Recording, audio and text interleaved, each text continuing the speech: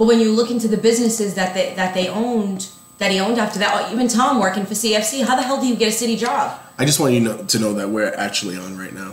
Really? Yes, mid-sentences. Okay. All right. Okay, but how do you get a job after that working for the city? Don't know. How? The businesses that there it is. See, there you are. That he owned after that, even Tom working for CFC, how the hell do you get a city job? I just want you. That's fine. All right. That's great. And we're live. We are live. City Talk Fall River. This is Trot. And Nikki, as if you didn't already know. And I'm Don Juan Carlos. Don Juan. You were saying, Nikki, so if you don't mind, since we went live while you were talking about what you were talking about, you might as well just get right into that. For everyone that's listening, basically, Nikki's been sending us text messages for most of the week. Just digging, just digging deep into the old school, the old Durfee. I wasn't even digging deep, man. Yeah, not even digging deep. And deeper than what most people would probably do. With a teaspoon. Deeper than what most people would probably be willing to do, though. You know what I mean? So it's all relative when it comes to that. But yeah, go ahead, Nikki. Go ahead. It's all relative. It really is. It's all relative. Go with it. So as we were discussing the whole "We Need a New Durfee" business last week, I just started looking around like I wish I had my computer. I wish I was back to full go mode because especially after the little tidbits that I got all this week. We could do a GoFundMe and get her a computer. No, I'm getting one. It's just a matter of I'm not buying a really cheap one. Oh, nice. So I need to save up. And like I said, other things come first. If I need to do something, I do it first. Rock and roll. Yes. So anyway, on my phone in my blindness, what I've been able to read, I read a little bit about some of the charges that were filed back when the old New Durfee was being built. I love hearing the old New Durfee. Well, because really, to me, the old Durfee is now the courthouse, but I still call it the old Durfee. So, like, I have to, because it will be the New Durfee will then be the old Durfee. Sort of like how Durfee Tech was like cussing Morton and... Can we call the current Durfee the remix? Because you have the original Durfee and then you have the remix. Call it Durfee Jr.? Durfee Jr. BMC Durfee High School of Fall River the Third. Pot do. Pot do. Dear Lord. You know, like hot shots? Yes, I got that. That was, I said, in my Fall River accent, my Portuguese Fall River accent. Okay, so anyway, in my looking into things with the old Durfee, the old New Durfee. I can't keep track. Anyway. The one on Ellsbury Street. Yeah, the one that we're trying to replace right now. So what I found was one of the cases that had happened where there were two men. One was the assistant superintendent at the time, Thomas Alacrim, and the other was Alan Jarbeck, who has since passed away, so I will not speak ill of the dead, God rest his soul. He was a school committee member. They were both charged with taking bribes. What they were also doing was inflating the price of loan orders so that they could then receive cash from the person who received that loan order to put into their pockets, whether it be their political campaigns or their literal pockets. So this particular company had already been working with the FBI and the U.S. Attorney's Office in order to gather this information. It's actually a pretty interesting case when you look into it. Like my jaw hit the floor. So as I'm looking into this, and I'm like, I personally know Thomas Alacrim. During the 90s, I was a part of, Fall River was trying to push like the teenage peer leadership thing when all the bullying and stuff started back in the 90s. So I got involved in a lot of things, and CFC was where we had a lot of our meetings. So through that, I got to know Tom Alacrim. I didn't know at that time that he had been charged with stealing money from Fall River taxpayers, taking bribes and all that. So I was kind of devastated because he really is a nice guy. To me, always was anyway, but how nice of a guy are you when you're stealing from taxpayers? At any rate, the other gentleman, Alan Jarbeck, I was a little bit surprised to learn that this particular gentleman, after being charged with inflating loan orders, which, by the way, he was one of the ones to approve. Mm-hmm. when they did that, come to find out, in 1981, which was after this man was charged and found guilty, by the way, of taking bribes and inflating loan orders, the city of Fall River sold him. Yes, no, you already know. They sold him the dump, the landfill, the Fall River landfill. Now, y'all know my thing into trash. Well, guys, like, really, I wasn't even looking for it. Like, it was like, knock, knock. Who's there? Nikki, you know it's trash. Is there anything else? It found you. So as soon as I found, like I actually second guessed it. I'm like, no, this isn't right. Like, there's got to be another Alan Jarabek. It's not the same guy. That's impossible. But it is the same guy. It is the same guy. So they sold him. They allowed him to buy the landfill. Now, what I'm trying to find out is how much he paid for the landfill, and if that money actually came from the loan orders that was approved by the school committee back during that time. Like, if he was padding his pocket, so he's basically like getting the landfill for free. But there's more. He only had the landfill for 5 years. He then sold the landfill to BFI and made a killing. We all know that, right? Mm-hmm. Literally. And I still haven't found out how much, though. Like, I'm trying to find out how the dollars. I want to know the dollar amounts. Because I'm floored at the fact, like, I sat there, and you know, because I had to text you guys, because I was like, am I really reading this right now? Like, and nobody even talks about this. Like, I was only like 5 and 6 years old, guys, so I really didn't remember that. But you got people like Ray Mitchell, who was around back then, Leo Pelletier, who was around back then.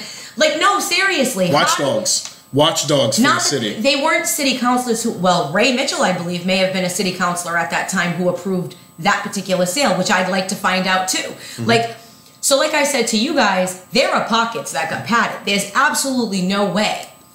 Think about that for a second. Like, okay, Will Flanagan, all of a sudden the city sells him some property really cheap. You know that we're going to be like, whoa, wait a second here, guys. Something's not right about this. Mm-hmm.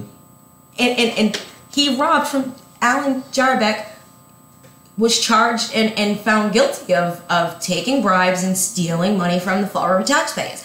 How do you turn around and then sell him the dump? So all I'm thinking is, boy, he really screwed Fall River. A lot of our problems that we have today was the seeds were all planted during that time. In 1980. Yeah. So, like, that's mind-boggling to me, and that's all I kept thinking about all week. That's all I've been thinking about is, wow, this guy really made some... But did he make money, or were they using him? Was somebody... Because now throughout the case, they always say, like, it's noted throughout the case that this Alan Jarabek wasn't really into being a part of it from the beginning, that he didn't seem like he was trying to stick with contracts. Mm-hmm. Yeah. And I mean, there were eyes on it, so he could have already been nervous about if he had done other things. But that's just the point. Like, was there a whistleblower? Was there a whistleblower at all in the process? I haven't found a lot of information. Again, I don't have my computer, so I can't really dig into. And you're only the internet is only going to give you what it has. It's not going to give you everything. Well, I'm pretty good at. I could go to the library and get old articles if I wasn't so damn blind. So there's just like a lot of things that kind of get, and life just gets in the way of things. Where were you going to go again? Where were you going to go? The library. And no, I don't say library. No, if somebody says library, I'm swinging. What's one of those things? Library has a lot of fiber in it. Okay, keep going. What were you saying? Derek, you were saying? What was that? I am one of those people. My bad joke got trumped by his bad joke, so we're just gonna stop. I utilize. Don't mention Trump on the show. You're responsible for all things Trump. If you say something like that. Yeah, but no, obviously you're going to be limited to what you have. You're talking about 38 years ago. Number one. How do you know that? How do I know that it was 38 years ago? I already know because we're not gonna go with the whole birthday thing. But it was about 30 years. So you're looking. Not that on a big grand scale, 38 years isn't that long ago, but you're looking at a huge change in technology and how things are recorded. So you would very likely have to go to a library or talk to someone that, you know, was around back then. Well, what's nice is around election time, the Fall River Herald News and our local media does have a habit of delving into the past to find certain particular just to cherry articles. pick. Yeah, just to cherry pick. Yeah. So that's actually how I was able to get a little bit of information too from articles 2009, 2011, 2012, 2015 that discussed what took place. Yeah. And then court records, the good thing is a lot of records are online. So statewide, you go to mass.gov. I told you I get 90% of my information right from mass.gov because most of the records, they're public records. You just got to find what all file the they're subtext in, and you all know that. what I mean? Yeah. So I was able to get on there and actually read the ins and outs of the case, some of the ins and outs, which is why I was just like, the U.S. Attorney's Office and everything investigated this. The FBI, they investigated this. In a year later, I said FBI, right? You did. Okay, because then I'm thinking, did I just say BFI? I thought I confused them. BFI trash, FBI investigated, you know? Uh-huh. So at any rate, I just found that crazy that the city would then turn around and sell him. Though it just doesn't make any sense to me. And even now, remember the contamination issue. Recently, the contaminant, and who's to pay for it? He was a part of that too. Now, was he responsible to pay for it? Is the city of Fall River responsible to pay for it? BFI, but Fall River was responsible to pay for it. They worked out a deal. Thankfully, we didn't really have to pay what we should have ended up paying. But at any rate, again, it's like all just a Mod Podge of stuff, and I'm thinking, is this the same? The shit that we're dealing with right now really stems from back then. So I need to find out who was in office. I know Ray Mitchell, you know. Let me tell you something. Well, I'll tell you. I'll tell you. When it's over. Yes. They play it quite a lot still on WSN. I find it so comical. Yes. Right. Yes. I'm gonna look this up. The 1980. I believe that Steve Camara became a city councilor first in 1982 or 83. Yes, I have. Yeah. None of our recent city councilors were city councilors back then, but Ray was elected before Durfee was officially opened, but later than the votes to do all the contractual stuff. Mm-hmm. You know, anything that had to do with the actual. Yeah, but they're all attached some way. I keep saying it. You know, there are people who still work for the city who know things. Mm-hmm. And when you know, you gotta keep an eye on city employees who get moved often but yet have raises, and they're applauded by the entire city council or every single person who's at the top of the financial food chain of the city of Fall River. You find that person, you know, oh, he or she just happens to be around during every mayoral run, and no matter what, they always stand by the mayor. They don't really seem to have a personal opinion.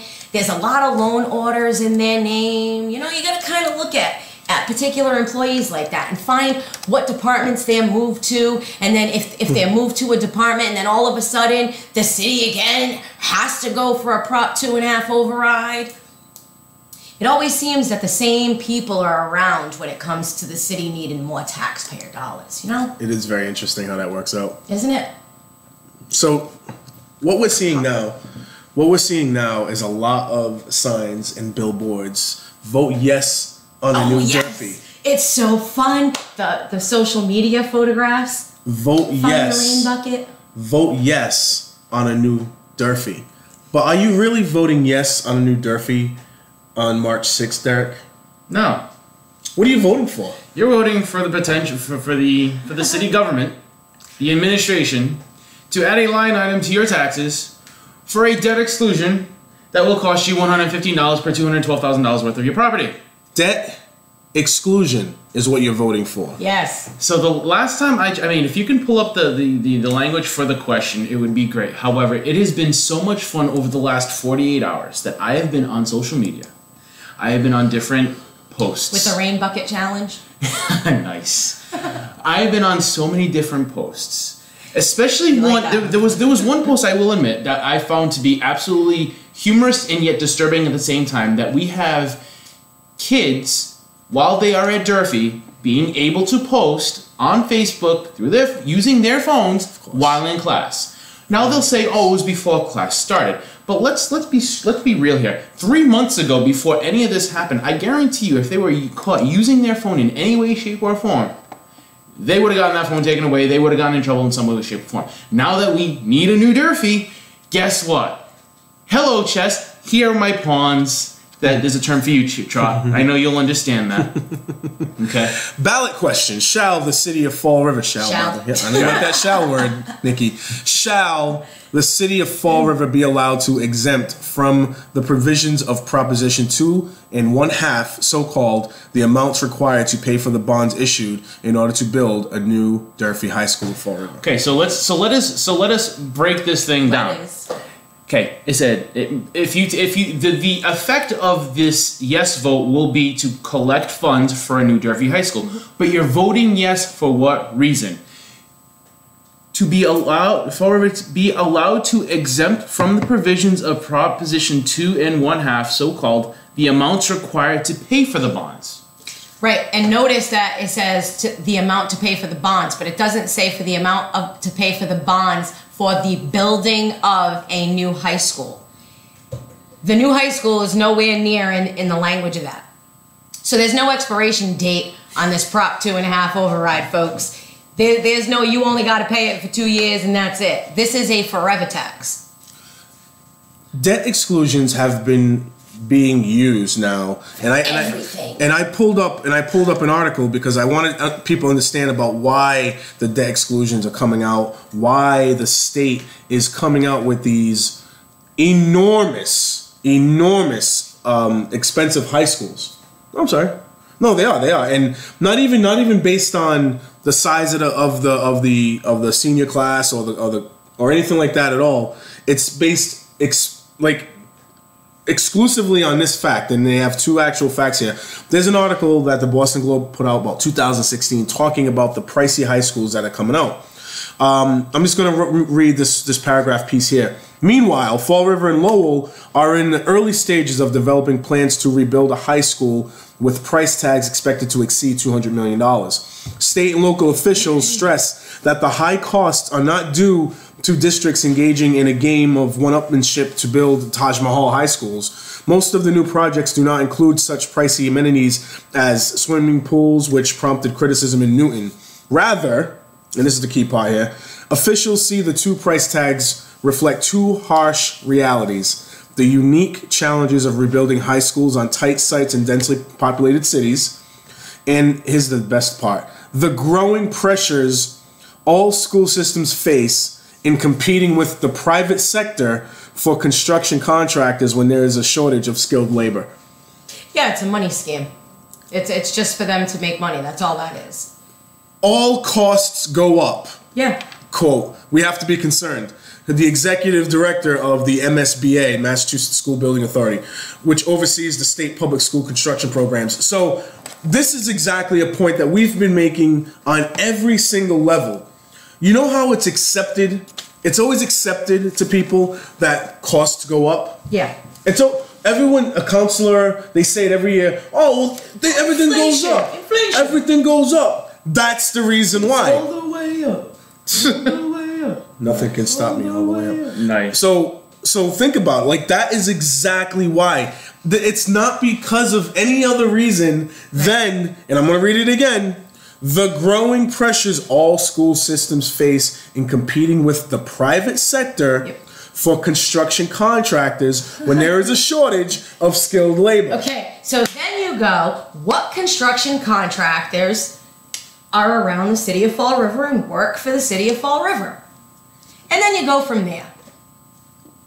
So It really is simple. It's simple, really? I know. Yeah. Nice. All right, so let's just I love running numbers. I love running numbers just because I'm a math guy. So I decided to run some numbers on the. Wow. She will sing the entire time. You have to stop her. That's cool. All right. So I ran some numbers, and of course we did these. I believe we did these numbers last week, where we said, you know, on $98.5 million at a 4.5 interest rate for 30 years, you're paying 179 we'll round it down, $179.7 million. We'll round it up a little bit. That's 179. So let's just say, for example, that we were able to find about $10 million worth of savings. You alright with that? I have to. It was awful. You know how my mind goes. I know. So let's just say, for example. All I read was the top line. Oh, nice. Thought maybe it was a personal business comment. Yeah, we've done. So let's just say, for example, we can find a way to save $10 million off the top. Okay, $10 million bucks. So it would now be $88.5 million on the city side, and the citizens would be on the hook for $48.5 million. Just taking $10 million off the top would put the whole with interest at $161.4 million. That is in savings of $18.3 million. Doesn't seem like a whole lot, but in the long run, $18.3 million savings to the city is huge. Mm-hmm. That's what she said. It is huge. Oh my gosh, you ruined such a good thing. You can't do that. Here's killed me. He can't do it like I do. He killed me on that one just now. But you know what? The problem is that you basically have given the opportunity to have companies come in and say, we're going to charge up to $263 million. Oh, we're going to save $500,000. Big deal.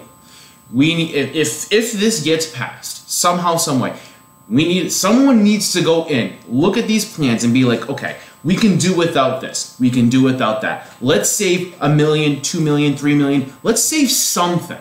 Okay, so the school doesn't cost $263.5 million. Let's say the school is going to cost $255 million. It's not the $10 million that I was hoping for, but at least it's $8.5 million roughly. But you know, but the problem is that everywhere you go on Facebook, vote yes for New Durfee. Vote yes for New Durfee. I am just sick of typing, look, this yes vote is not for New Durfee. You vote no. They did the same thing with Henry Lord. Yes, but you vote no. You still have a chance to get a New Durfee, but you're just not gonna have a debt exclusion put on your taxes. So it's just sickening to see how everybody is being misguided into this whole thing. Where it's just hilarious. The people that are coming out of the woodwork that are trying to friend request me and sending me messages. It's ridiculous. It's going to be jobs next too. It is. Just so everybody is ready. What they're going to say next is, because the vote, all right, let's say it gets shut down, right? Or before March 6th, they'll start saying this. If it doesn't get approved, we'll have to find the money from somewhere, and that'll mean making cuts to the school department. That'll be what the next thing is. So then everybody's the next thing. It's already been said. I'm pulling up the article right now. Get out. I'm pulling up the article now. So just give me a minute. Give me a minute. See, the funny thing is that if we legitimately went up to the superintendent and asked him all this would be his reaction.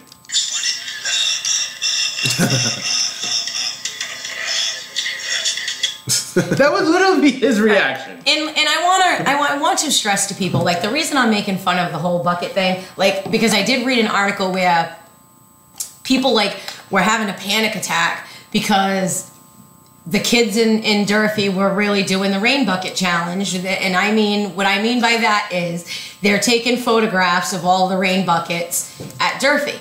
But for those of us who went to Durfee, and there are thousands of us guys, so y'all know it, we all seen rain buckets. Like, you went through certain hallways that was shut, like caution tape going across big sections of the school. You had to go around. Raindrops, drop tops. Yes.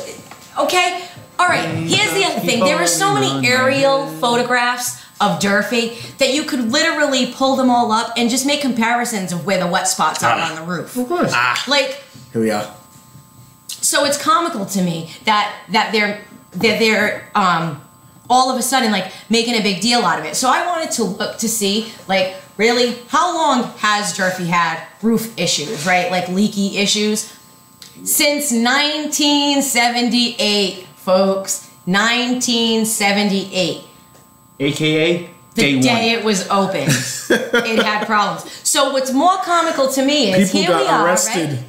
They're saying, save the children and vote yes for the school. Y'all let us in that building. You opened it. You approved it. Ray, gotta love my family, Mitchell, right? They should have never migrated the kids from the first high school, the one on Rock Street. Okay, and can I talk about that one for a second? The old Durfee Tech, aka Cuss, aka Morton, aka RPS, right? Wow. AKA RMS, is still open today, has housed thousands of kids. Hey guys, anybody know about the roof inside the auditorium there? Where the murals are on the wall? The murals that tell the story of Fall River? The murals that are like protected because they're historical? Anybody know about that? Anybody care about that roof? Because it's been leaking for a really long time. They need to post the pictures on Facebook. Oh, by the way, there's going to be another debt exclusion being talked about for Diamond. Oh, yeah. Heard about that. Debt exclusions are ways for the government. Debt exclusions is just one way for a government to go over their budget and not have to worry about taking care of the budget that they have. So that is why, and I'm not part of any group. I'm just a guy voting no. I'm not part of, quote, the no group. Neither are you, Derek. Neither is anyone else, right? No? Is that like the recallers? We just talked to him last week. That's the Citizens for a Better Way. That's the group we talked to last week. By voting no doesn't mean you're part of a group. It just means that you're a citizen that wants to vote no. Exercise your civil rights. You don't have to be in a gang. You don't have to be this group or that group. But the thing is, one of the biggest problems with this debt exclusion stuff is that we don't have to hold anyone to a budget anymore. All they have to do is claim capital project, debt exclusion. That's all they got to do. So I'm reading this article here. This is an article from, I believe, February 23rd, and it talks about the administration's positions. It talks about all the positions. It's a really good article.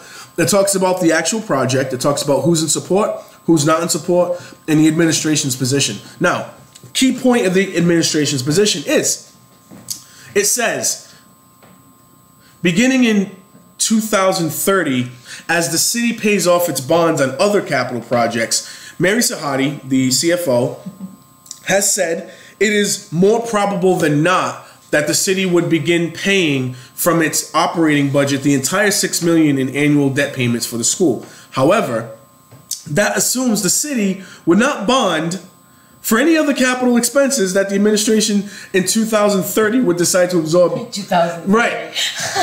Either way, asking the city to pay more than $10 million a year for debt, Viveris argued, Kathy Ann Viveris, the city administrator, she argued paying anything more than $10 million a year in debt in its operating budget would lead to budget cuts in other departments.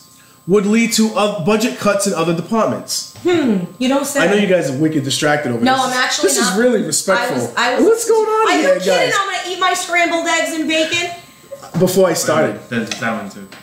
today. You know how many times I cooked for you. Up on you I cooked for you too.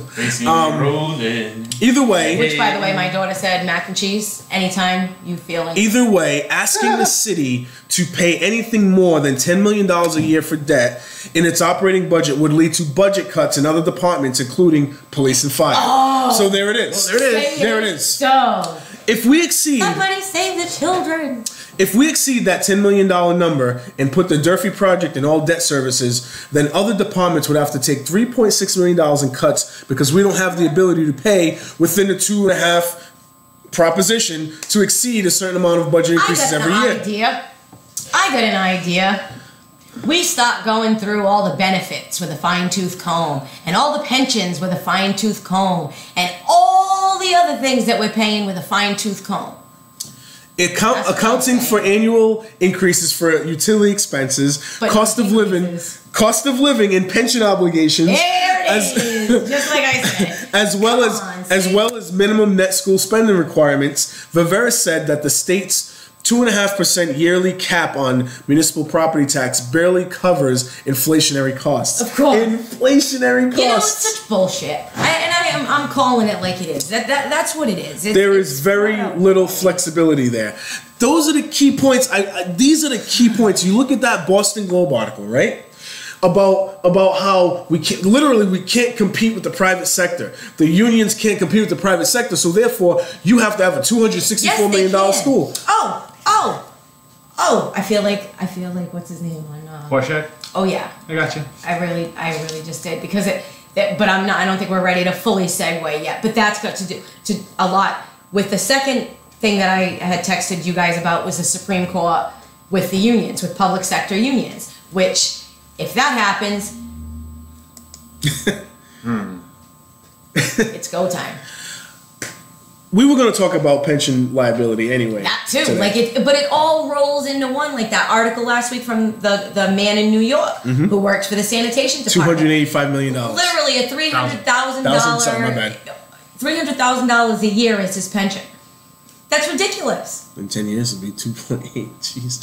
But, and guys, when we're talking about this money, right? Like in the back of my head, I have a little girl that's screaming, "Don't forget to tell him it's only for 50 years. Don't forget to tell him it's only for 50 years." So, like, is it even going to be paid off in 50 years?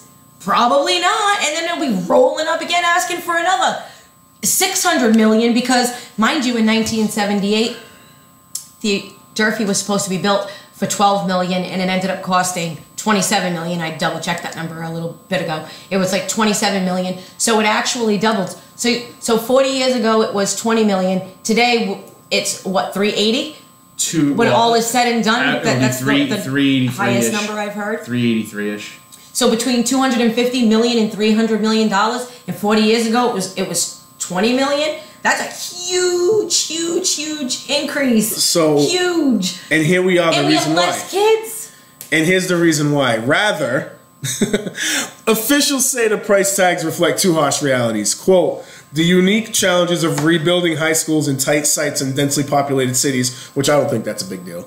The other one is the growing pressures all school systems face in competing with the private sector for construction contractors when there is a shortage. For construction contractors. When there is a shortage of skilled labor. We're not competing for the best teachers in the country. We're not competing for like good, other great, We're not even competing for the best price that we can afford. The best education. We're not competing for anything. This is the reason why, right here. Read it again. I would love to. The growing pressure all school systems face in competing with the private sector for construction contractors when there is a shortage of skilled labor. You do know. I knew this was going to open up the door. I was really hoping she would get this. But you do know, I just wish that everybody else's light bulb would go off like mine does. Guys, look at the loan orders. What companies are making money off of Fall River over and over and over and over and over and over and over and over again in every single department? I can't do it. Then you have this. Then you also have this. Either way, asking the city to pay anything more than $10 million a year for debt, Viveris argued, in an operating budget would lead to budget cuts in other departments, including police and fire.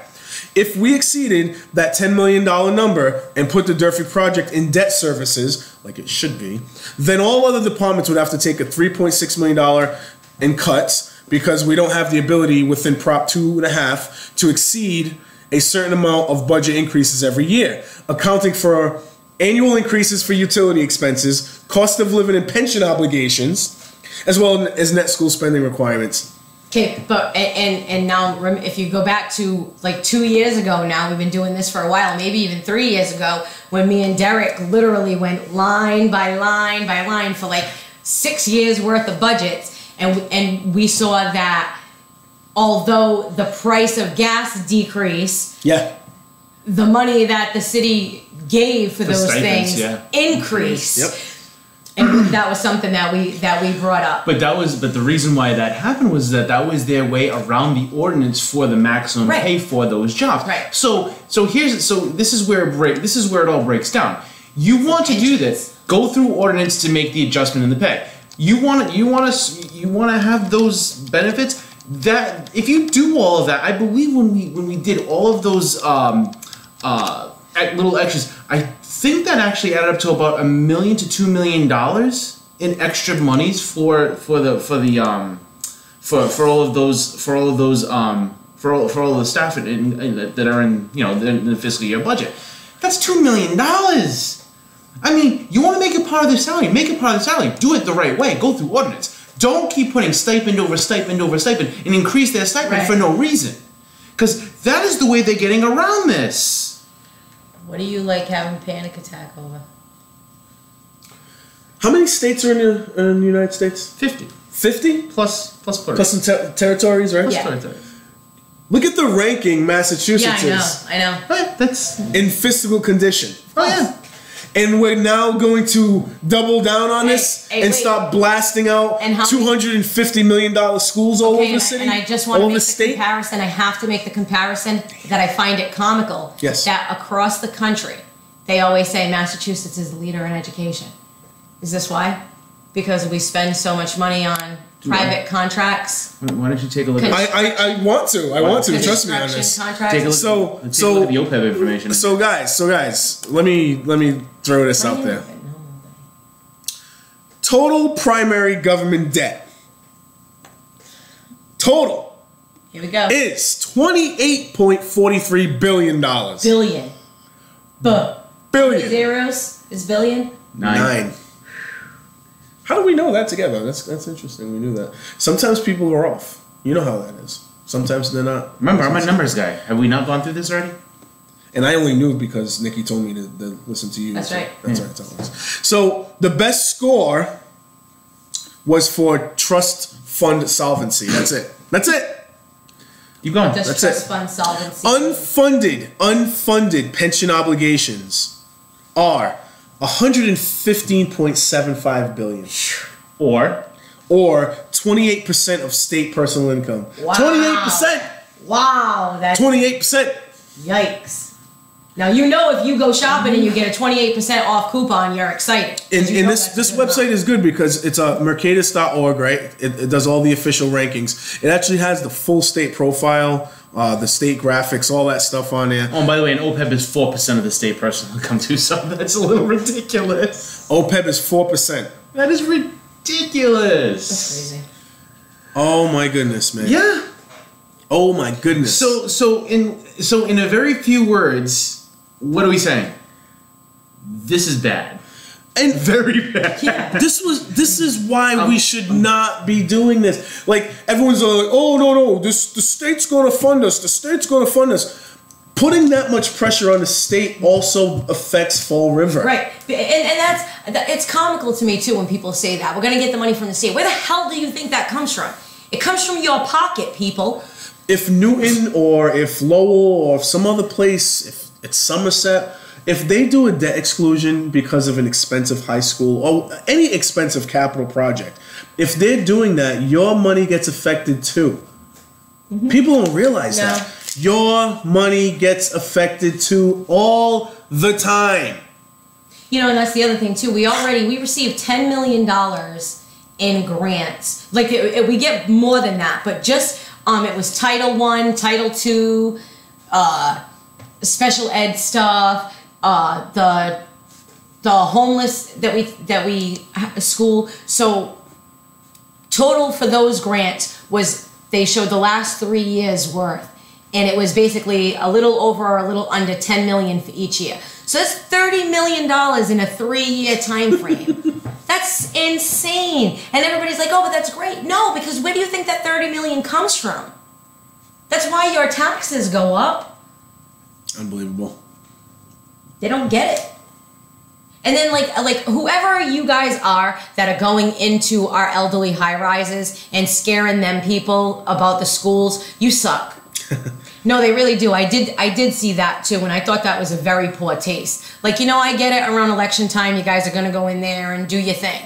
But when it comes to stuff like this, don't go in there You're dirty. and make it seem like, oh, you know, our kids, look at these buildings. No, don't do that. Don't do that, because a lot of those people lost their homes. A lot of those people can't even afford to live in those high rises. Don't you dare. In order to win, you have to play the game. That's exactly what this whole. When you talk about elections in general, no matter what election it is, whether it's mayoral, whether it's city council, something like this debt exclusion, no matter what it is, the people who are for and against end up having to play a game. And it no longer is about the better good. It no longer is about the better good. It becomes about winning, right? So you end up doing a lot of things. You end up selling you end up compromising your morality in a lot of cases just to win. And you're also selling your children's future. Like, I just don't see it. Like, right when they say we're going to put $300 million into a building that's only going to last 50 years, that's over $1 million a year just to build it. You're not even taking care of it. And that's the other part of it too. Like, the Durfee, where it stands right now, guys, let's be real. We all know it needs to be replaced. That's not what's up for debate. You're trying to make that the debate, but that's not the debate. We knew that. I knew that in 1990. The first day I stepped foot in that school, I knew it should never have been there. All right, I knew that when I went to Henry Lord too, when we had paint chips falling all around us. But you guys allowed that to happen, and you continue to allow that to happen. And Ray Mitchell, and Linda, and even Joe Camara, Steve Camara, you all allowed that to happen. You, on your watch, you approve the budget where money goes to the school department, and you allowed that to happen. There have been rain buckets in Durfee catching water from the roofs since the day the damn building opened. So every single city council, school committee member who has been in office has been responsible for what has taken place. You didn't put $10 million into fixing it, did you? No, but you put $10 million plus into trash barrels. You put $10 million plus into buying the trucks, into buying recycling bins. Where the hell were you with your rain bucket pitches, right? When the city was going and spending millions on trash barrels, when we didn't really have an issue. Y'all, you know, that's the thing. Don't scare people. People voted for it because they thought that was what was best for the city. Because the threat of closing the fire department, you know, firing guys from the fire department, firing guys from the police department. We don't even take care of them as it is. So where the hell, who's getting taken care of? Yeah, but think about it. Who's the very, as you just saw, who's the very first ones to get thrown out to the front of the line saying, "Oh, we're gonna cut them." On the totem pole. Yeah. Who's the first? Police and fire. Yeah. It's horrible. I mean, and yet these guys continue to back these same morons that will continually have no issue throwing them out for cannon fodder. It really pisses me off, you know, that they're using the rain buckets. That's really, really, really bothering me. How many times you walk through Durfee on a wet rug? Squish, squish, squish, squish. Going through this, and they're gonna pretend now that's why they need the new school. So what, we weren't good enough back then? No, you didn't give a shit back then. You allowed us to go through a building and be in a building so you could pad your own pockets. You didn't put any money into it. They didn't put a dime into it, and it's every single person who's been in charge since then. So don't give me this racket now. Oh, the kids.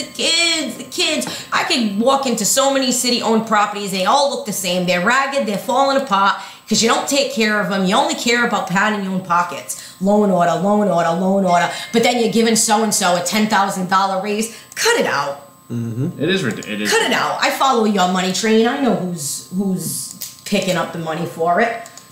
And it's all the same damn people. It's sickening. Wow.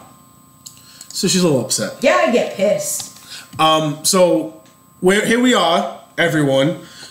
Clear-cut reasons why we should be voting no. Has nothing to do with hating kids. It has nothing to do with not caring about the future. It's about finally stepping up and telling your government to start running a budget the right way. Run a budget the way it's supposed to be run. Is it going to benefit the taxpayers the most?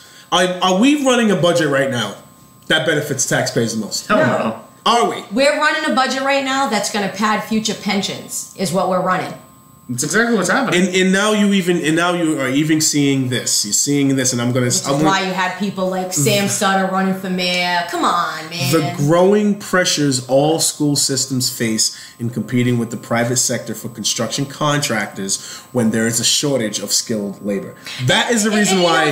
That is the reason why your schools are costing over $200 million. Continue.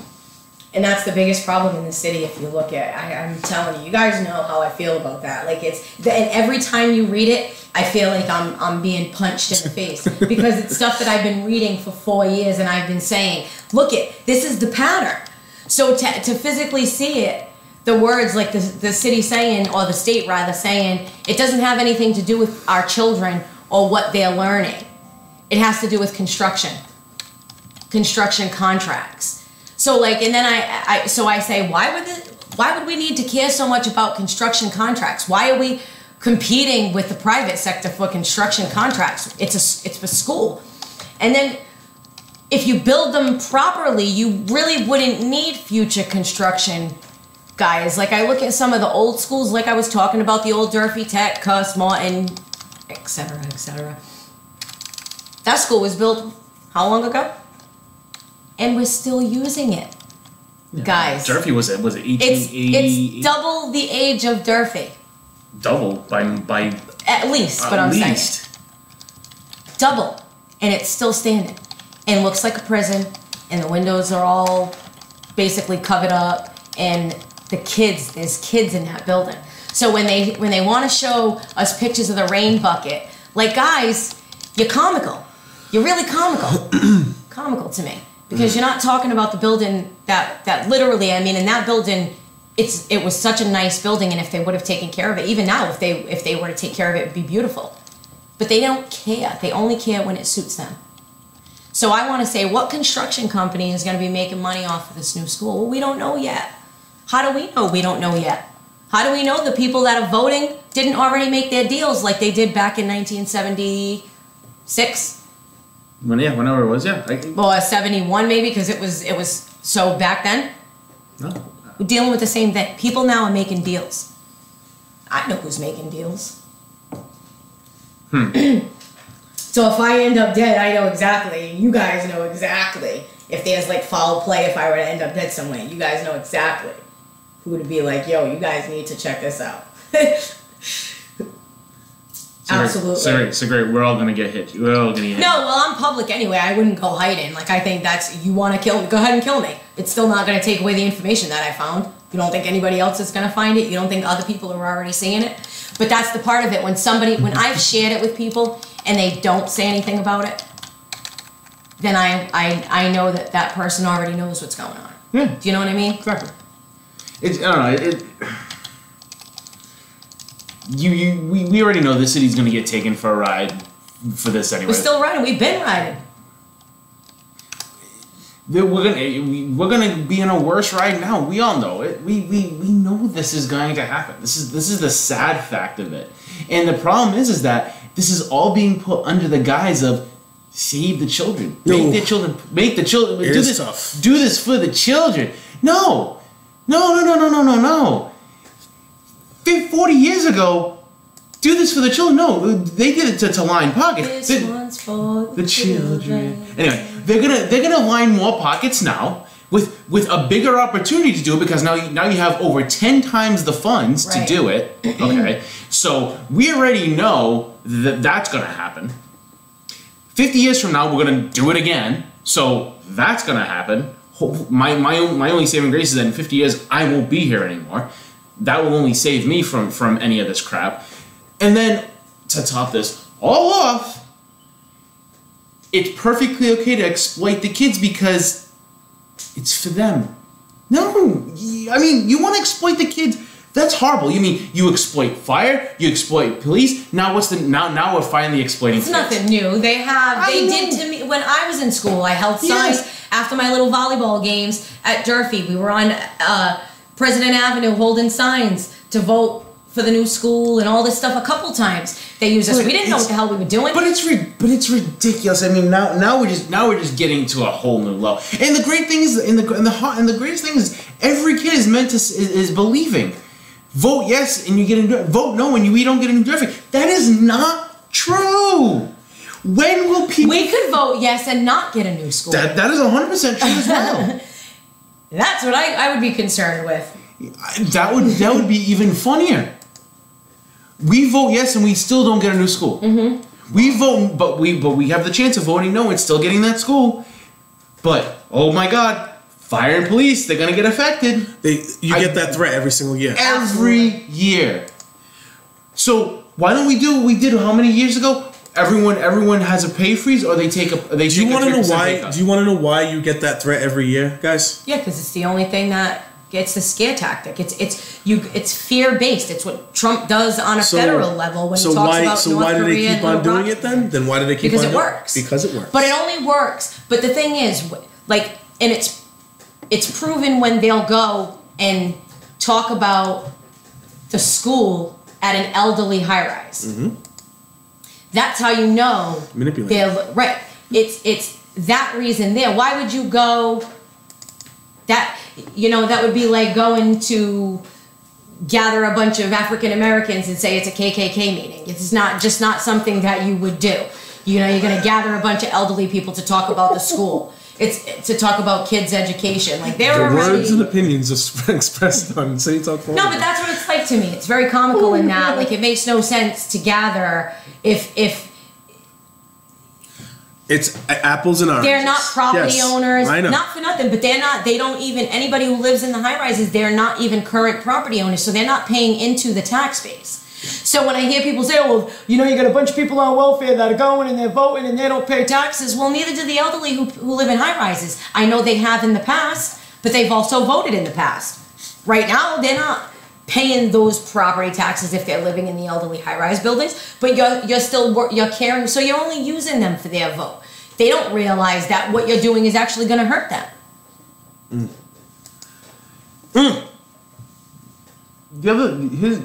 Here's the other thing that I think I remember hearing through either city council or newspapers or whatever.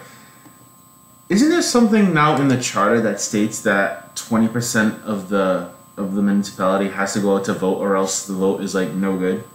Isn't there something about like a 20% part of the vote, like 20% in a vote? If there is, it's probably got to do with recall elections or something along those lines.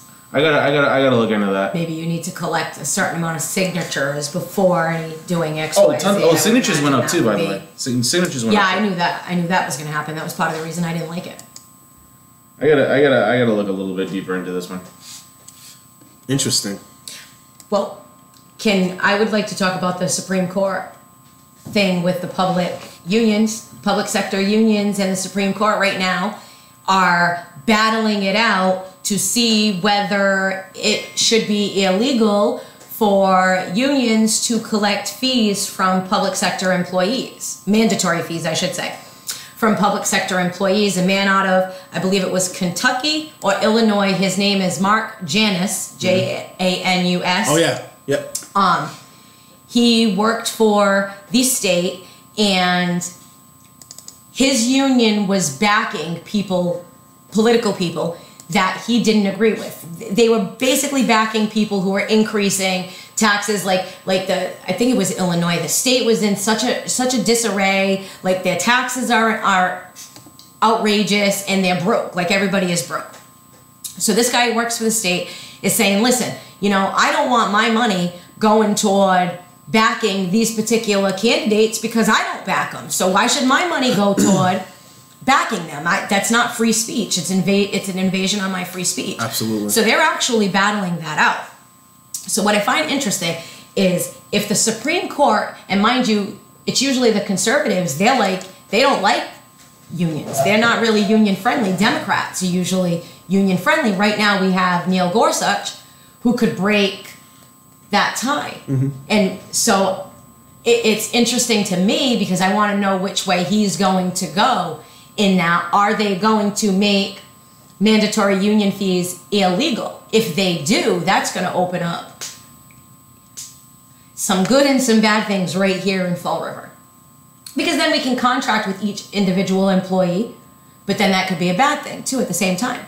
Do we really want to contract with each employee?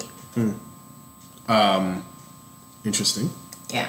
I'm very interested in that because I think it's going to be, it's a Lego piece. And I don't understand why a lot more people aren't talking about it, because to me, it's like if they get rid of that, how many people wouldn't then be a part of the union? Fall River building inspector says the building is perfectly fine as is right now. I would imagine if they just fixed a couple of the leaks. So this pressing need for a building, mm-hmm. you have to wonder if it's there. No. The school's been the same way for since 1978. I'm sorry. If I didn't go to Durfee, then maybe I wouldn't really have much to say. But I went through this 4 years of being in that building every day. I know what I went through. I know what I saw. I know nobody could tell me anything. And I wondered back then why they didn't do anything about it. And everybody always said, Bill, it's fine. It's fine. It's fine. I'm at a loss. I'm at a loss. If it was so bad, then why would the building inspector say it's okay to go? Yes. The mold, all that talk Right. about mold and all that stuff, not even there. Fleas. All this talk. The only thing they're talking about is rain. The leaks, huh? That's it. And actually, I noticed that it ramped up when the pipe burst. I think they saw that as their in. Mm-hmm. So, like, it would be I don't know. It's always like you got to have a disaster before, like nobody really cared about. Everybody wanted to cut FEMA until all the hurricanes happened. And then they're like, wait, we can't cut FEMA, Oh, the other thing, too, people, about the cost of building the school, our great President Trump, right? Guys, he just did the whole tax thing, the tariff, increased the tariff, so the price of steel is going to increase, right? So is this a good thing? Mm-hmm. If we're going to build a new school, what if the price increase? What if it doubles? Well, didn't you bring up something last week about what if the numbers are a little off here and there? What if the expenses are a little high or a little low? Do they change all the figures all over again? Didn't you ask that question? Well, no. What I basically said was that, or the point that I was trying to make is that everyone was saying that even though the number is at 263.5, everyone was saying, well, what happens if we go over? What happens when we go over? And I'm like, well, wait a minute. Isn't there also the possibility, and let's just say there is a possibility, that things could come in under? And everyone's always focused in on the negative, but let's just say, hold on a second. What if they come in under budget? How is that going to affect us? So that was the thing. I mean, you have to look at it both ways. I mean, granted, if they stay on budget, we have an idea of what's going. We have an idea. I'm not saying we have a perfectly great painted picture. We have, we kind of know where there's going to be a tree over here, and we have grass on the ground, and the sky is going to be some color of blue, maybe some smog in there. I don't know. But you have to understand, if it comes in low, the picture's going to look a heck of a lot better. Mm-hmm. But if it comes in high, then we know we're more screwed than we thought. But you have to think. You have to look at both sides, and depending on which side of the fence you're on, whether you're on the yes side or the no side, that's where you're going to look. The no side's going to be like, it's going to be over. They're going to tax the student. They're going to tax the taxpayers. Right. All that. The yes side is like, but it's for the kids, and we need a new school, and the school is this. Durfee's falling apart. Yeah, I knew it was falling apart 25 years ago. But we just had someone that said that the school was perfectly sound structure-wise. Yeah. Debt exclusions. When I say falling apart, though, debt exclusions. When I walk into school, right, and there's a bucket there. Immediately when you walk in the west entrance? And then there's 5 buckets. And then there's 5. There. And then you go through the history wing in the 450s. Yeah. And there's more. And it's like that for like 40 years. We could come up with something. We don't need to rush out and spend $300 million on a building. Like, that's a lot of money per student for a building.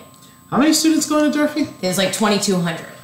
Right, which is shameful because once upon a time there were 3,000 kids. Yes, I remember when there were 3,000. So yeah, I was part of that. So why are we building a school again for 3,000 kids? Oh, we're not. They're actually building it. Aren't they building it for more than 3,000 students? No, 2,300 kids were in the class last year. So they're building for 3,000, if I'm not mistaken.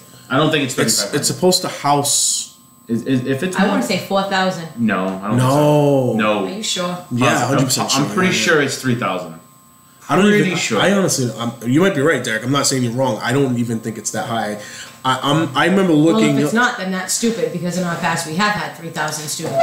Yes, we have, and I'm not gonna. We had 2,300 the last year, I believe. Right, but I'm saying in maximum. We've gone up to this high, yeah. If they were to only build a school for 25. Isn't the population of Durfee, not Durfee, but Fall River overall decreasing year after year?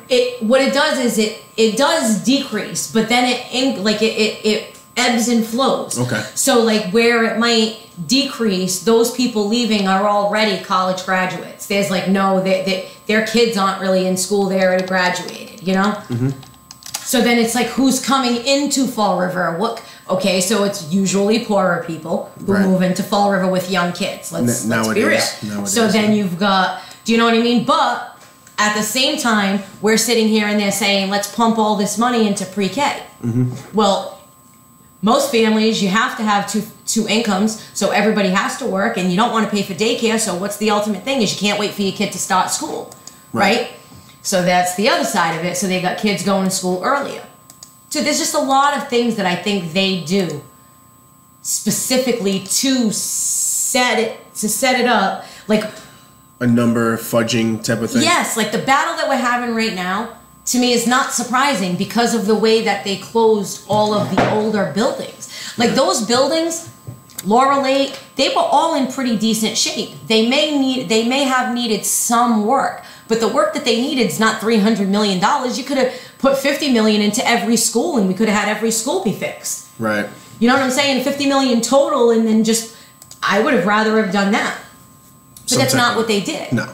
They took all the buildings that were in decent shape and they sold them all, and they kept the crap. Yeah. Pretty much. They didn't fix, like they take so long to fix. Look at all the city property they own. I don't want to do it, guys. I'm sorry. No, I can't vote yes on it. And it's not because I don't think a new Durfee could be built. Kids can learn anywhere. Kids can learn in a home. Kids can learn in a park. Kids don't need a humongous new building. Like they built Durfee and it had sprinklers that didn't have any drains. I think the old Henry Lloyd was like that too. Mm. It's because you hate kids. Whoa. I do. If you're a parent. Well, that backfired a lot. I don't want them to die though. It's not like I'm like, yes, you should go to school with rain buckets all over the place. Okay. I wonder if any student has ever picked up a rain bucket to use it during a fight. I really want to start the rain bucket challenge. I think we should do the rain bucket challenge to where anybody who went to Durfee, if you've got pictures of the buckets in the backgrounds, right? I should go through some of the yearbooks. I guarantee you the yearbooks would have. Well, there's a billion pictures of the roof, so I think just the roof photographs alone, you could probably do a montage of all, and you could probably see the difference in all the leaks. That would be funny. 21. You're about 22,300. Yeah, that's what I said before. So yeah, 2311. That's what we had in Durfee in 2016-17 year. 2311. I know I just did that right here with this figure, but there was an actual website that showed that figure on its own. I had to actually find an Excel document. It's a lot of money per student to build a new school. line is it? Sorry. Fall River, and it goes by grades. So I just added up 9 to 12. Yeah, all you have to do is just highlight it and does it down there for you. Oh, okay, 2311. So, what are we laughing for? Because he sat there and watched you do that the entire time, and he could have probably grabbed and been like, "Hey, we can find this out by this one." He did not. Either way, it's fine. But 2311 is the number that we got. There was a website again that had. What? This is where we do nothing intentionally, just so you're like, "What?" and it gets funnier and funnier as we go along. All right, cool. I guess. But yeah. So 2311. So I don't know exactly what they plan to house, but I thought it was based close around that number, not necessarily 3,000, but maybe it could be maxed out at 3,000. It's possible. Yeah, I'm pretty sure that all of the pictures flying around from the Yes Camp, I'm not going to mention names, but I'm pretty sure that they were saying it's for 3,000-ish students. I want to say 3,000. It would be silly if it didn't go up to 3,000. We've had 3,000 in the past. It would be silly if it didn't go to at least 3,000. Yeah, but I mean, I don't think we need every single feature that is in that school. I don't think we need every single piece of advanced technology. By the time all said and done, the technology is going to be different, and that's where they need to get the companies that are local to us involved in being a partner with getting the kids to learn into different types of programs. They change. What was okay in the 90s isn't exactly a great thing today. You know what I'm saying? It's technology-wise, you mean? in a lot of different I sectors. was gonna say. Ebb and flow. I was gonna say, in technology, things that were okay in January are not good right now. Right, but that's what I'm saying. Things change so fast. So when we want to put so much money into one particular thing, like even I love Mr. Malone. You guys know that. I appreciate. Like I've seen such positive changes in the school department. However, when he talked about you guys just distracted me a second by doing that, but he said, what did he say? I'll tell you what he said. No, don't do it. Don't do it. Yeah, that's what. Because then all I can hear him is that's what I got in my head now. Did it once. So we don't. Oh my god. So you love Malone. Damn it. And he said something to the tune of. I can't remember what so it was. when you this is I hate when we distract each other so much that this happens. But anyway, and we do it all the time. This is why we're amateurs over here doing podcasts. Anyway, when you look at this, I'm posting it on my social media now that we actually are literally paying more for high schools nowadays in the state based on the fact that the public sector cannot compete with the private sector. In construction, you got to finish that. With construction, what does construction have to do with education? Somebody help me out. What it does have to do with it is that you have to pay for both. I understand that, and you need education, I guess, to get into some forms of construction? Maybe. Not really. Well, I said that's why I said some forms. Architecture. Yeah, architecture. You need to go to college for that. You do? Civil engineering, yeah. Yep, civil engineering. Yeah. Yeah, though, but I mean, but here's the thing with all of this.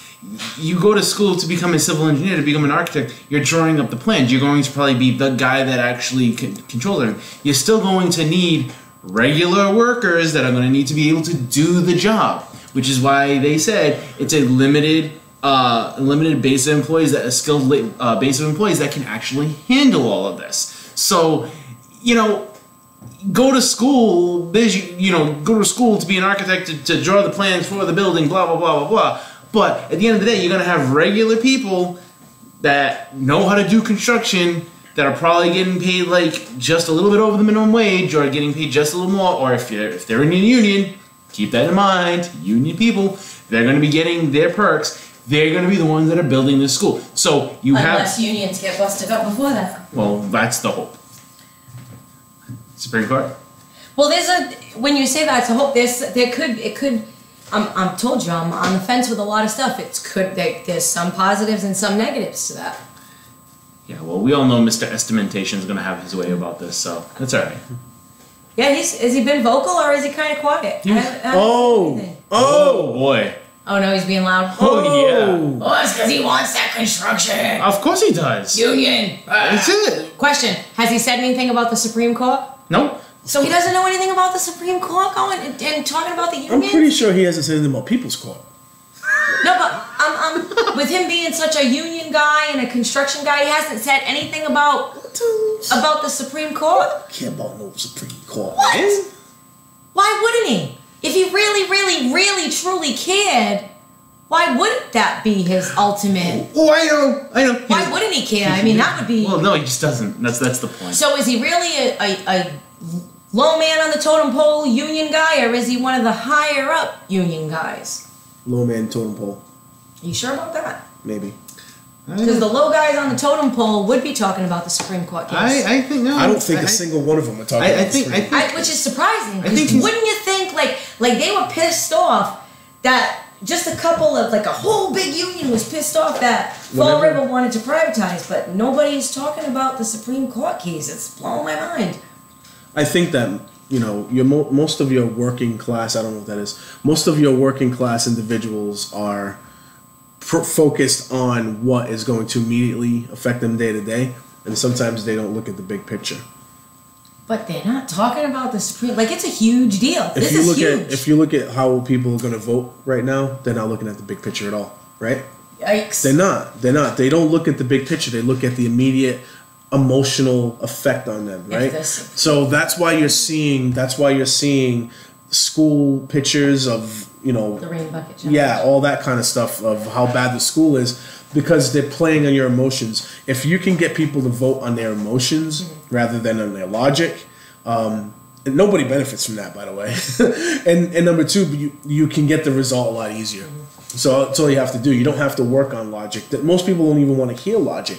They want to know how does this make me feel. Yeah. That's how people vote, and that's how people they feel a certain kind of way. That's why you see politicians act a certain kind of way, because they want to portray an image to make you feel a certain kind of way.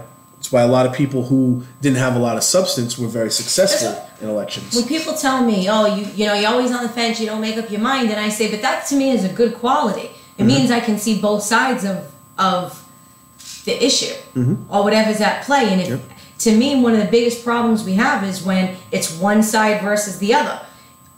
Why do there need to be sides? Can't we just all come to an agreement? You would think. If it would be conversation to get to an agreement. It's not, this side and this side. Do you think that do you think it really costs $147 million to repair that Durfee? Absolutely not.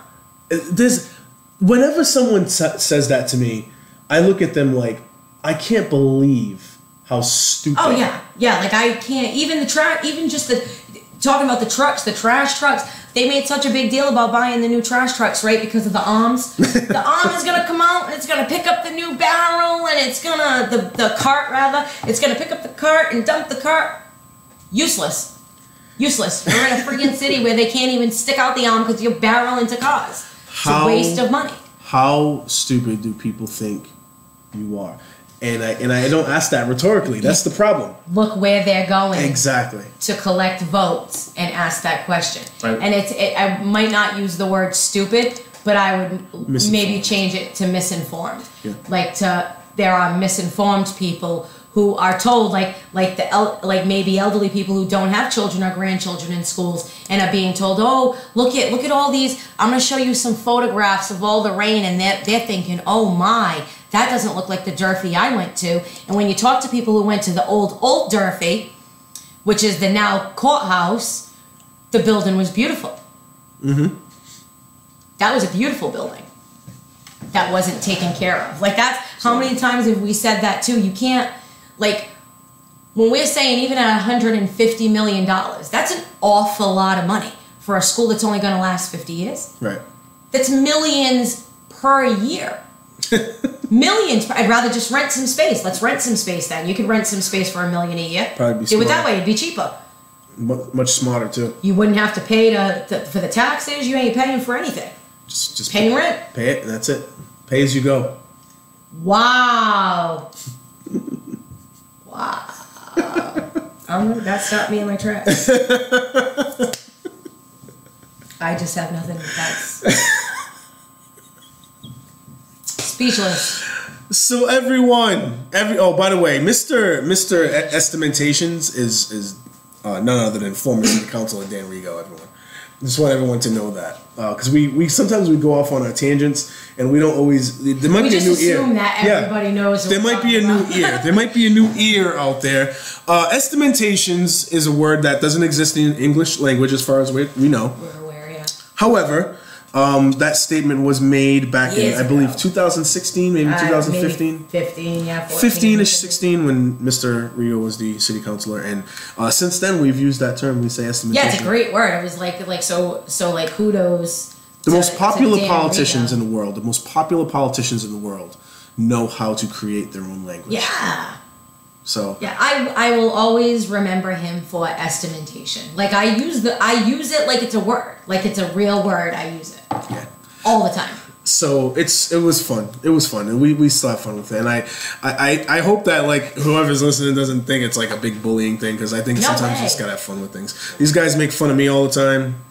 It is what it is. You take it and you just go. Rigo's been one of our best interviewers. Like people when they've called in, I think we've had good discussions with him. He was one of the guys that when we until he didn't get reelected. Yeah, and then it was gone. Then crickets. He was like, I hate you guys. Yeah, crickets. Stop. But because he jumped all over. There's photos of it. He jumped all over that whole thing. It's him. No, it's not. No, it's not. When I'll take this, but I think it's just Is it one of those private calls or is it mom? Hello. Hey. Hey, Bob. What's up? How you doing? You know what? I thought you were going to be a crank. I thought you were going to be a crank call today, man.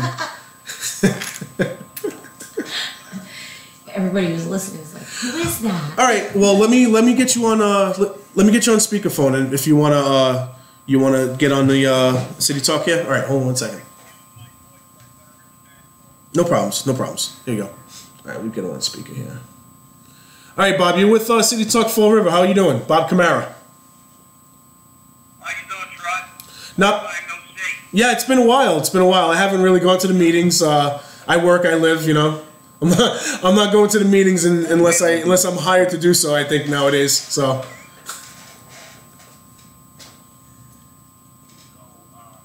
Is he there? I guess you know you.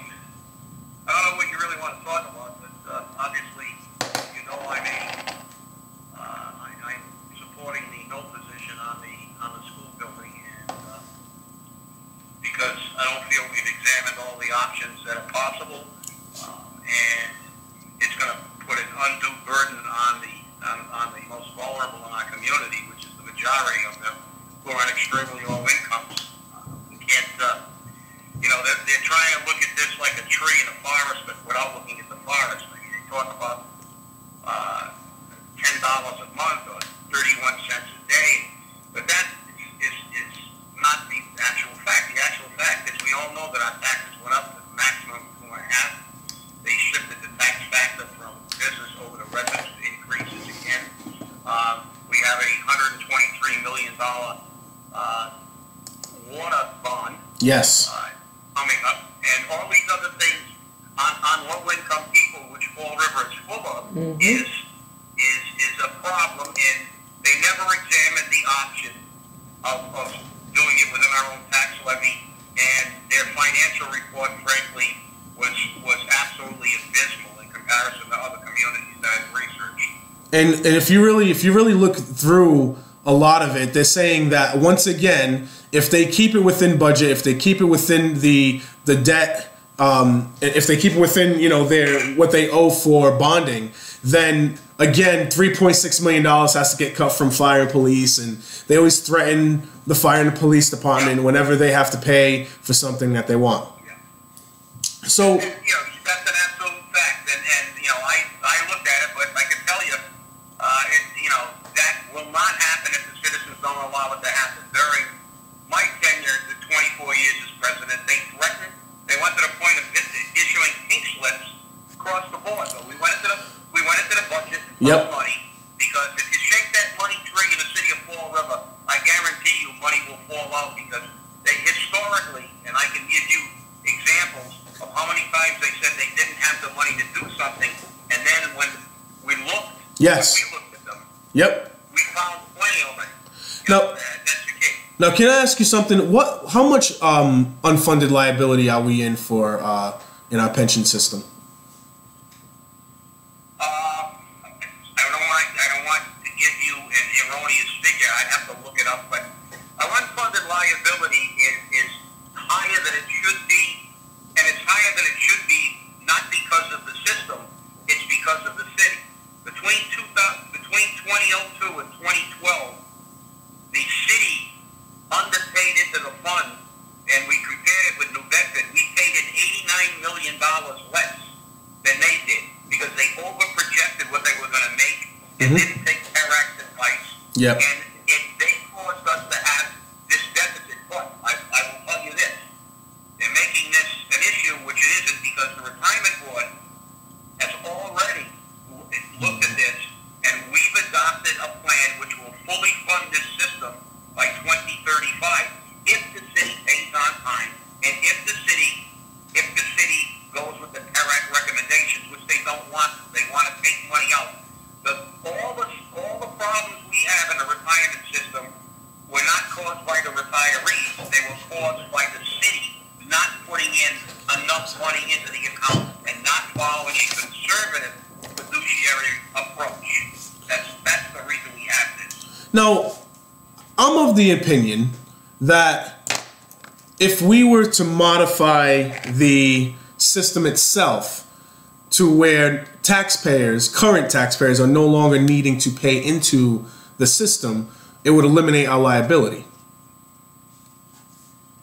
Well, that's, technically that's not accurate because the taxpayer, well, of course, the taxpayer indirectly because the city has to pay a portion. And the city has, contrary to their opinion now that we're going to get $40 million of city money, it's always our money in some form.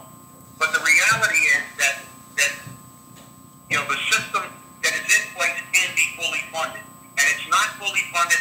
The reason there would be a lot less money due by this city annually if they would have properly funded that. As a matter of fact, I believe, and I know we were up there, but we were about 70% funded in 2002 when they began to siphon money off, and now we're down to like 42 or 43% funded. The thing is, this system, and a lot of people don't understand it was created to be a self-sustaining system where nobody has to pay anything if they did it right. But the problem is cities, states, and even federal governments have always used retirement system money as a pool to siphon money off. The reality is the way the system is set up, it's made based on investments. If they pay on time and we invest wisely and conservatively, it's virtually self-funding.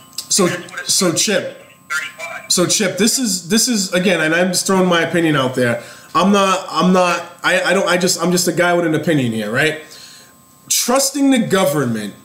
How's that worked out for everybody? Trusting the government to pay into the system and not use it as, a bank. How has that worked out over the past 40 years or 50 years or so? Well, that's my exact point about not trusting the city to say they can't do it in the tax levy. As Milton Friedman so aptly put it, if you give the government the Sahara Desert, they'll run out of sand in 5 years. That's why I feel that a reform needs to be made where the government is no longer tasked with paying you or retirees. Just there needs to be a cutoff point because we're just digging ourselves into a hole over and over again. But there is, Rob. But the problem is not again. If the problem again is, as you said, it's with government. Yep. And the retirement system has made adjustments. You no longer get your retirement based on your top 3 years. It has to be 5. Okay. So they made it more difficult. They prorate things that they didn't prorate before. They've done things to cut costs. But the reality is, the problem is that it's up. It's not going to happen as long as I'm on the board. I just got elected my second term. Yep. They tried to do it during my first term, and I went before the council and demanded payment on time. Yep. I can guarantee you that they will follow the rules as long as I'm representing people on that retirement board. But the problem is the retirement board also has 2 members that are there by the cities. So in past years, the boards, not on a unanimous vote, but they had enough sway to get them to allow them not to make their contribution. That will not happen. But the retirement system within itself, ERAC, has made numerous changes in computations and length of service, all to help relieve the burden. And the reality is, if it's done right, it's not a burden anymore. Because I know the guy who was one of the architects of the entire retirement system, John Jennings, who was the chairman of the Boston Retirement Board, also a treasurer in the International Association of Firefighters, brilliant guy. And a lot of people don't realize when this system was established, it was supposed to be fully funded throughout the state in 2010. And here we are at 18 and virtually nobody. But there are communities that are almost funded.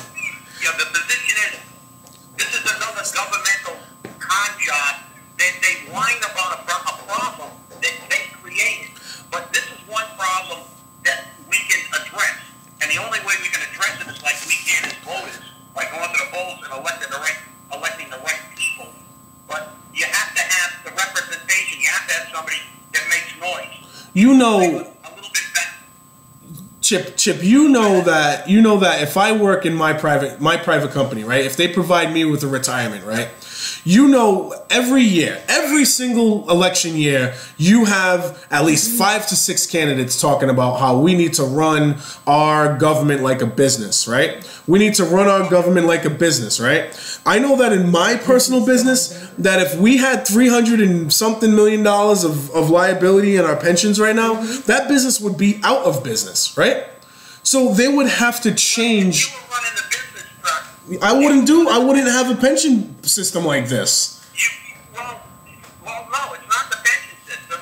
If you were running a business like the government, it would be your fault. Because you would run a business and not properly fund your pension system. My retirement plan would be a 401k. My retirement plan would be a 401k. If I was running a business, my retirement plan would be a 401k. Well, if it's a 401k, fine. Many businesses also have supplemental things.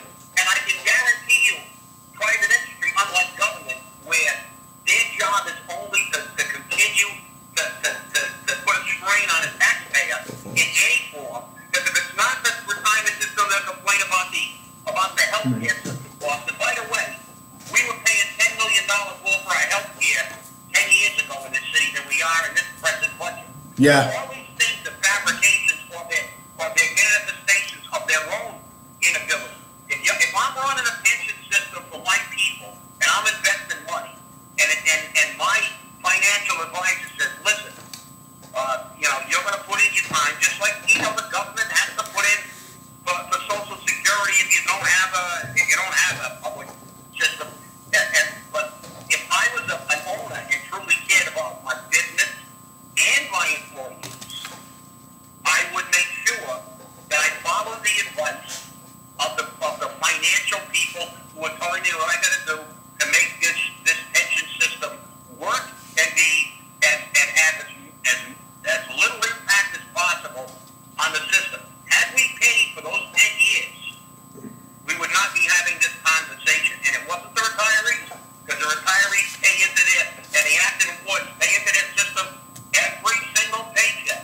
They pay into the system. They pay their share. The city didn't pay their share. But as government always does, they screw up and then they penalize the people.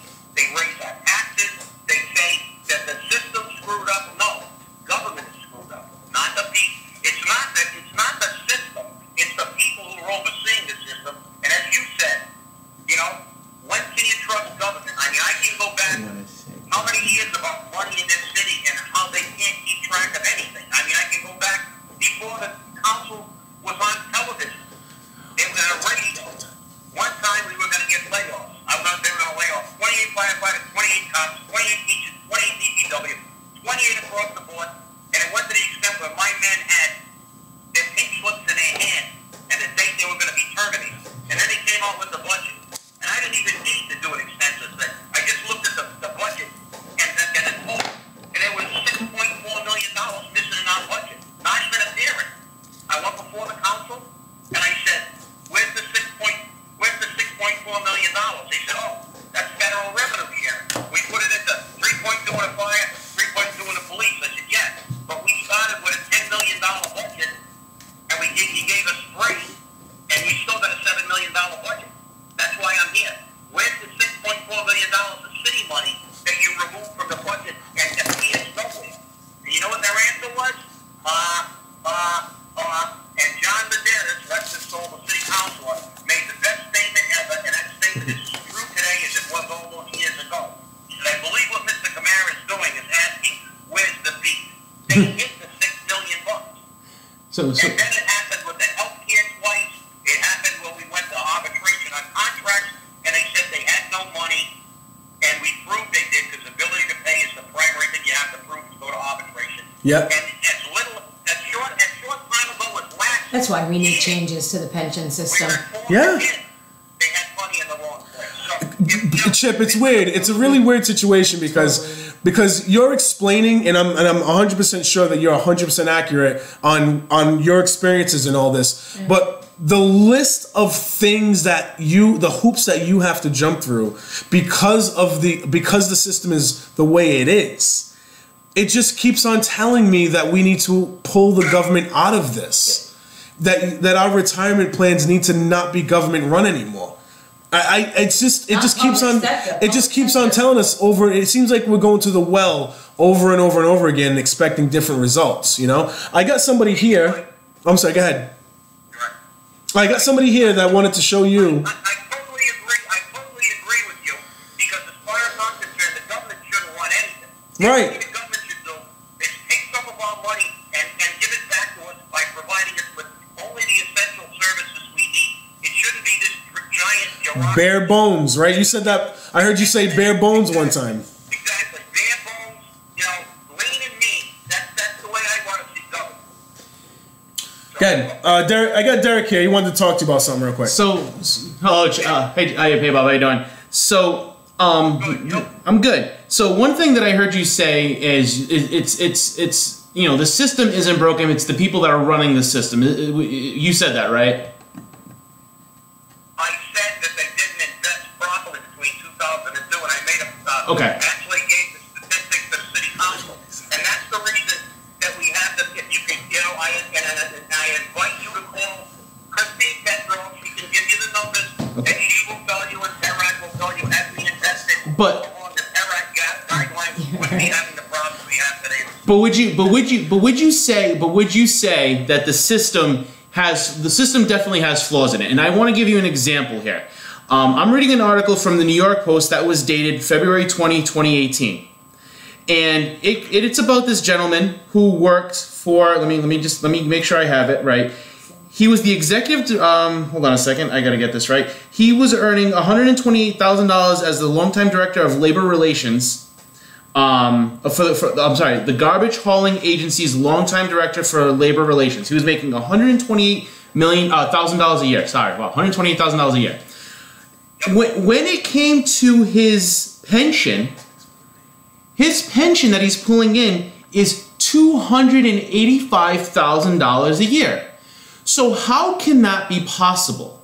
So it goes a little further to say that when he started working for the department in 1973, so we're going a little further back, he was enrolled in in one of the most lavish plans called a Tier 1, and he was able to continue to grow his retirement pot through a lengthy career. So that begs the question: how many employees through pension have this kind of setup where they're probably making way more than what they were making when they were working, right? And how is that a problem with the pension system, or and can you tell me, is that something that should be happening with the pension system?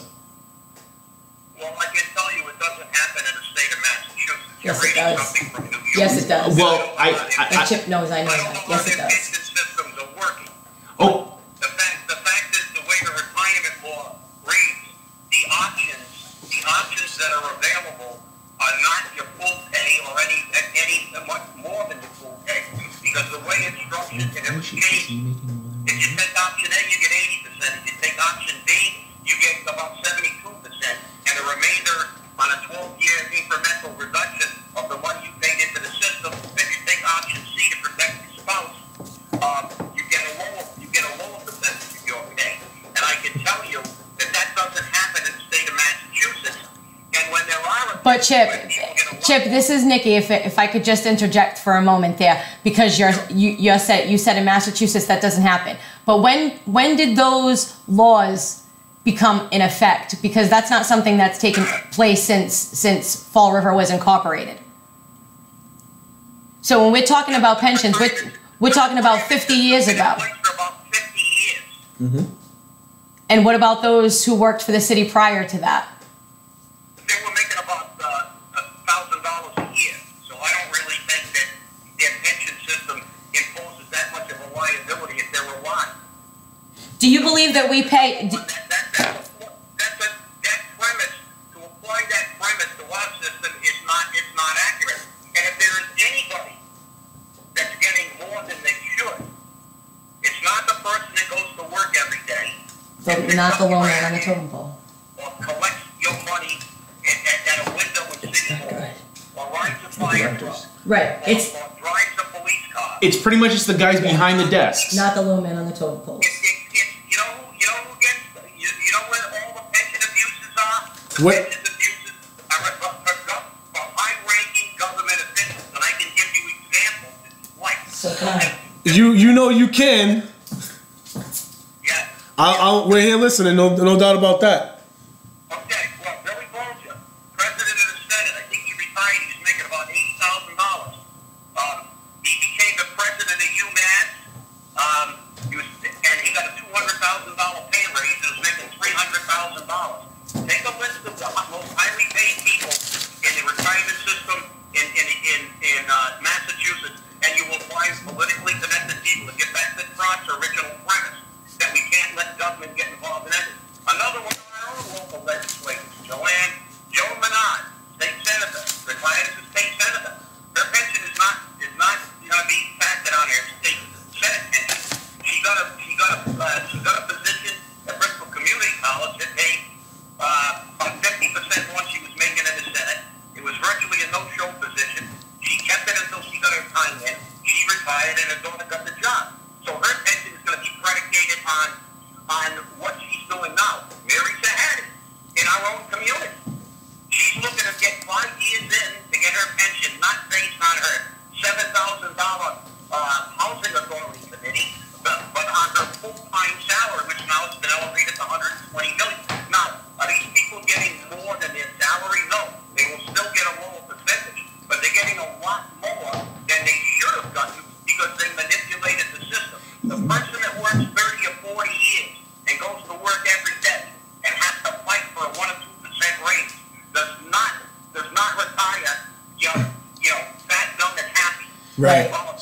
So it's safe to say that all you need to know is how to play the system or play the game, and then you can walk away with a pretty hefty pension. So promotions. You've got to be someone in the political position to play the system. Say a firefighter, a cop, a DPW worker, they don't play the system. You go to work, you got your salary, it's public record, and when you retire, you walk down to the retirement board. One of the girls that works down there will get on the computer, pull up your last 3 years' salary, factor in what option you want, and she will give you how much you're going to get for a pension. You're not going to retire from the fire department and then become vice president of UMass like Eddie Lambert is now. You're not going to work as the mayor for the city for 10 years for $100,000 and then grab a position of $285,000 or $300,000 with the state to bump up your pension. No, the average working man does not have that luxury. And the only people that get really truly game the system are the people who let's face the fact, I've never been baffled, who are politically connected. Look at Braintree. They have Braintree police chief who wanted to retire. And of course, if he retired, his earnings would be capped. Right. And then if he makes too much, they take money back. But what they did was they passed special legislation. The mayor of Braintree, who was on a committee appointed by the governor to rein in the pension costs in the MBTA, turned around and took his police chief and sponsored special legislation to allow him to get 100% of his pay while he was retired and come back to work for 100% of his pay. And that happens a lot more often than we're led to believe. Absolutely, and that's one of the problems. The problem is, like I said, one of my favorite economists said, if you give them the Sahara Desert, they'll run out of money. But they're not spending the money on you, and they're not spending the money on me. The people that game the system are the people who have the political connections to get these kind of appointments. If I go there and say, I want to become a vice president of UMass, like Ed did, they're going to laugh me out of the building. And you too. Yeah. So yeah, I'm of the sound mind that I believe there are several people who are in the city of Fall River who are very applauded by it. It just seems everybody they can't do any wrong. They get pretty good raises. And they're not low men on the totem pole. So you know damn well that by the time they reach their pension, it's going to be a pretty decent one. Oh, absolutely. Off the backs of the low men on the totem poles. Just happened. They just elevated Mary Sahadi's pay $40,000. And I know I can walk with you down at Government Center on Monday, walk around, and I can show you at least 25 people that have been working there over 20 years and don't make $40,000. Right.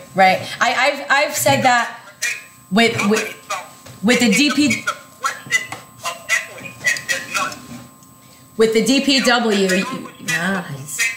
The rich get rich, and the poor get poorer. Right. And the low men on the totem pole work their asses off for nothing at the end of the day. Right. And you know which way, you know what rolls downhill, and it's always on our head. Sure does. And like I told the guys that worked for the DPW once upon a time, they're the guys on the front lines. They're the guys that are doing the job. They need to come forward and speak up when they see things that are foul. Because there are too many people who work for the city that are making an awful lot of money off the low men on the totem pole. And I'll tell you what, you get no disagreement there, but I understand the problem. They live in fear because they're afraid that if they go in there and say what we're saying right now, that they're going to get fired. Right. They're going to get so much pressure at work. And frankly, unlike these people that are getting all these tremendously high-paying jobs, they can't afford not to have a job because they're not rich. And that's the sad commentary. You know, when I go to my retirees, excuse me, before this or retirees meeting, we're having our first meeting again after January, February. We're going to have it in March. And I see some of these people that I know and I work with that are in their 80s and well into their 90s. And they're living on about, they're all living, 60% of the people in the former retirement system are living on less than $25,000 a year. Mm-hmm. And the only crime they have ever committed was to go to work every day for 30 and 40 years Lost their homes. and then get too old. And the government, and I strictly put the blame on the government, they've eroded their pensions to the point where that's it. They can't. And we don't get $40,000 pay raise. The maximum a retiree can get in the city of Fall River for a COLA is $360 a year. That's less than $1 a day. Yeah. Because they tell you it's 3%, but what they don't tell you is it's 3% on a maximum of $12,000. Right. And so what happens then is you got these people, you've got these people who can just maneuver themselves into other jobs. And I look at these people in an 80 and 90, and they put in 40 hours a week, 50 hours a week, and at DPW and at City Hall, in the police department, the fire department, and every department. They work hard. They went to work every day. Yep. They're honorable. My dad told me the one time when I was growing up, everybody deserves respect. If you put an honest day's work in for an honest day's wage, you deserve respect. Yep. And these people Yeah. now, and to hear some of the comments by the other side, move to Russia, if you can't afford it, sell your house and move out. Well, these people can't afford their house, not because they Not my didn't battle. have a good life. Not because they didn't pay their taxes, not because they didn't work their whole lives. It's because the government and their continuous new positions, new taxes, override taxes, have eroded their pension. And as I said, their crime to humanity is they live too long. Hey, Chip. Remember that? Hey, Chip, real quick. I remember I've seen the term blank check talked about a lot with the debt exclusion, and my interpretation of the blank check, and I was explaining it to someone last night, my interpretation of it is that debt exclusions in general, they're supposed to fund capital projects, but they never cap off the expense of these capital projects, right? So you have $260 million, right? You have $260 million properties going all over the state now, and they're all using debt exclusions to pay for them. To me, that's a blank check. Yeah. 100% right, because, look, and not only that, that's the wrong figure. America has its own set, these are projections, these are this is that. Yeah. But the reality is, look, what they didn't do is, and I advise you, because I know you guys do all your research, but I advise you to go online and look up the town of Wayland's debt exclusion financial report and the town of Amherst. Now, Wayland is a very small community, 13,000. Wayland. Household income over $200,000. Did you say Weymouth? Did you say Weymouth or Wayland? Wayland. Yeah, Wayland. Yeah. All right, man. I'm gonna write them down. You know how long their financial report was to their town council? How long? 53 pages. How many was ours? What? How many was Fall Rivers? It was 5 pages in giant That's shameful. font. If it was normal-sized font, they would have fit it on a half a page. And I've got a copy of it. So it's like, it was like, these are the figures, trust me, okay, and the checks in the mail. But the fact is, if you look at Wayland, it says right in the report, it has a page 15 actually, I'll give you the page, the pros and the cons of debt exclusions. Nice. And the pro was that the people get to vote on it, but that's not a pro in Fall River because we don't have full information. But the two cons, they never even discussed. They said, number one, the first con was it affects your Moody's bond rate, which means that by taking this exclusion, we're going to pay more on our other bonds because we're in deeper debt. Right. And they don't mention that to the people. Right. And it's a fact.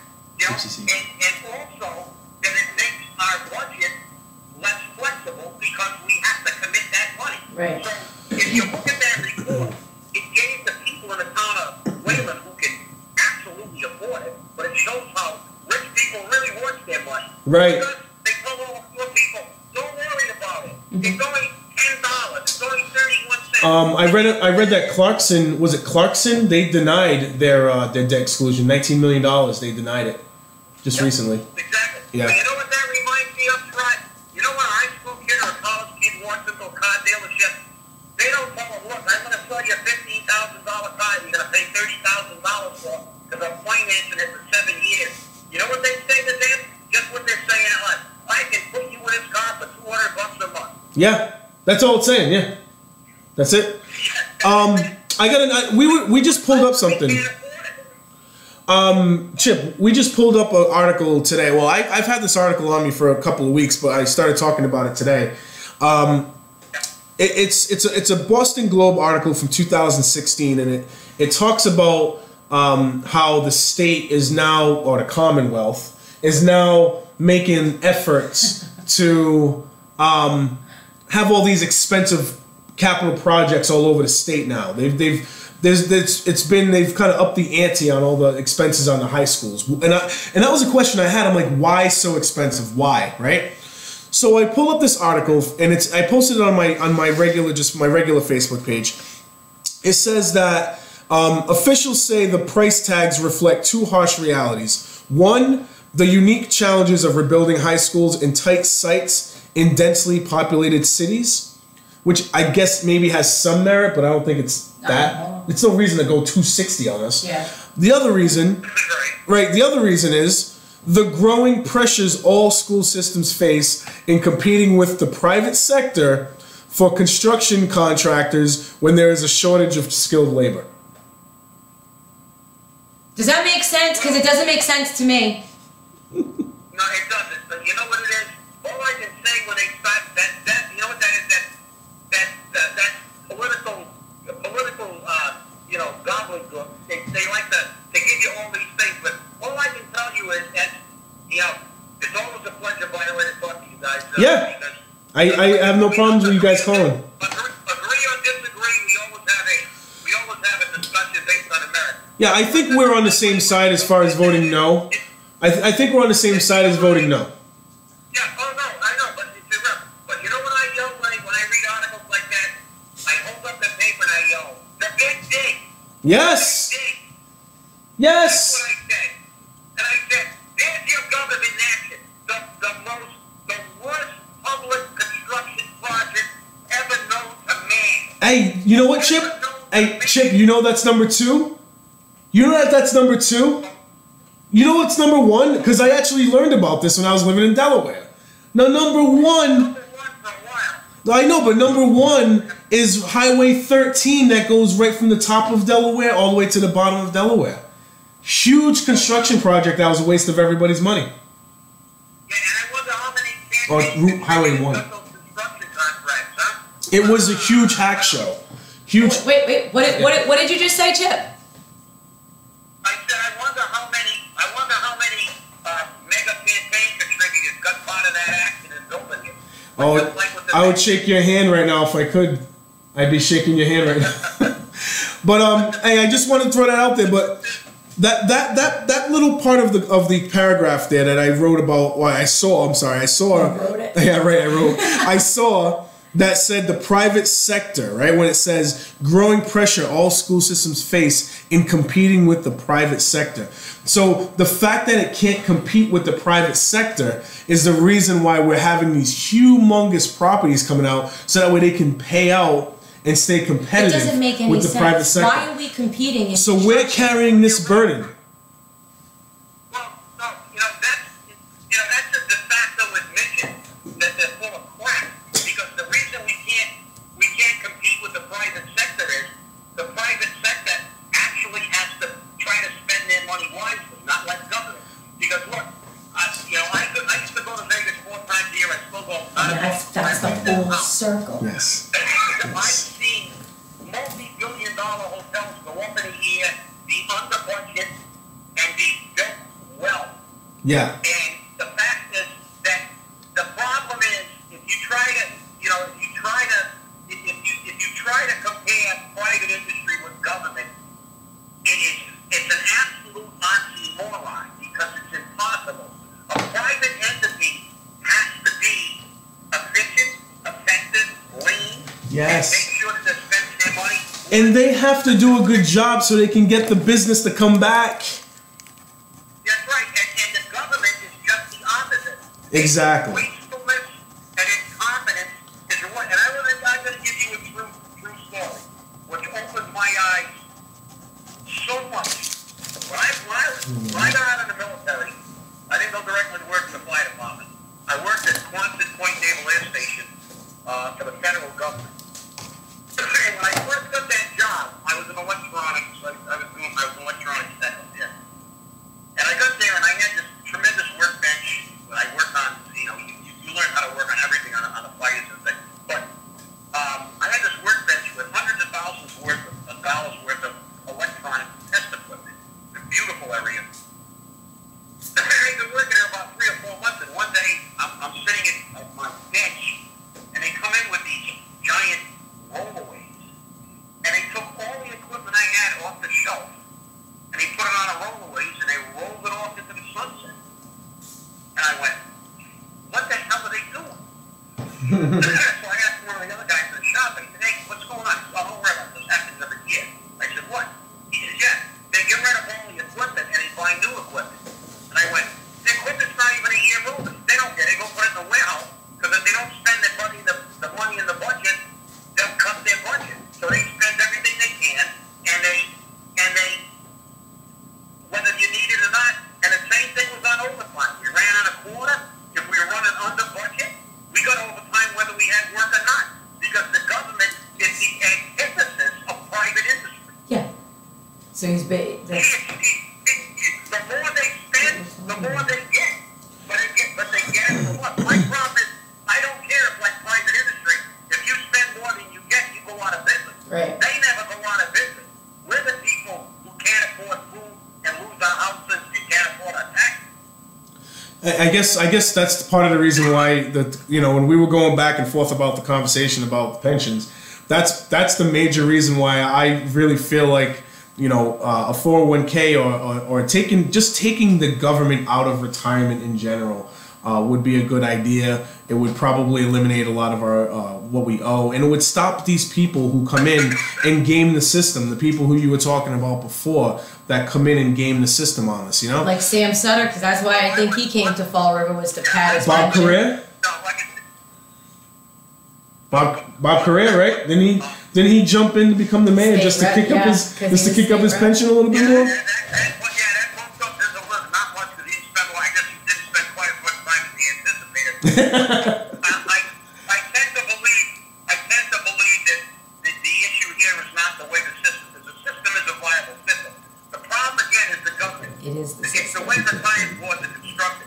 If I had my way, the city would not have any representation on the retirement board. We would elect all our retirement board members. Okay. Because the retirement board, not legally, and it's not theoretical, but they have a fiduciary responsibility to the system that overrides their political ambitions. But when you get people that work for the city, that's how they end up not putting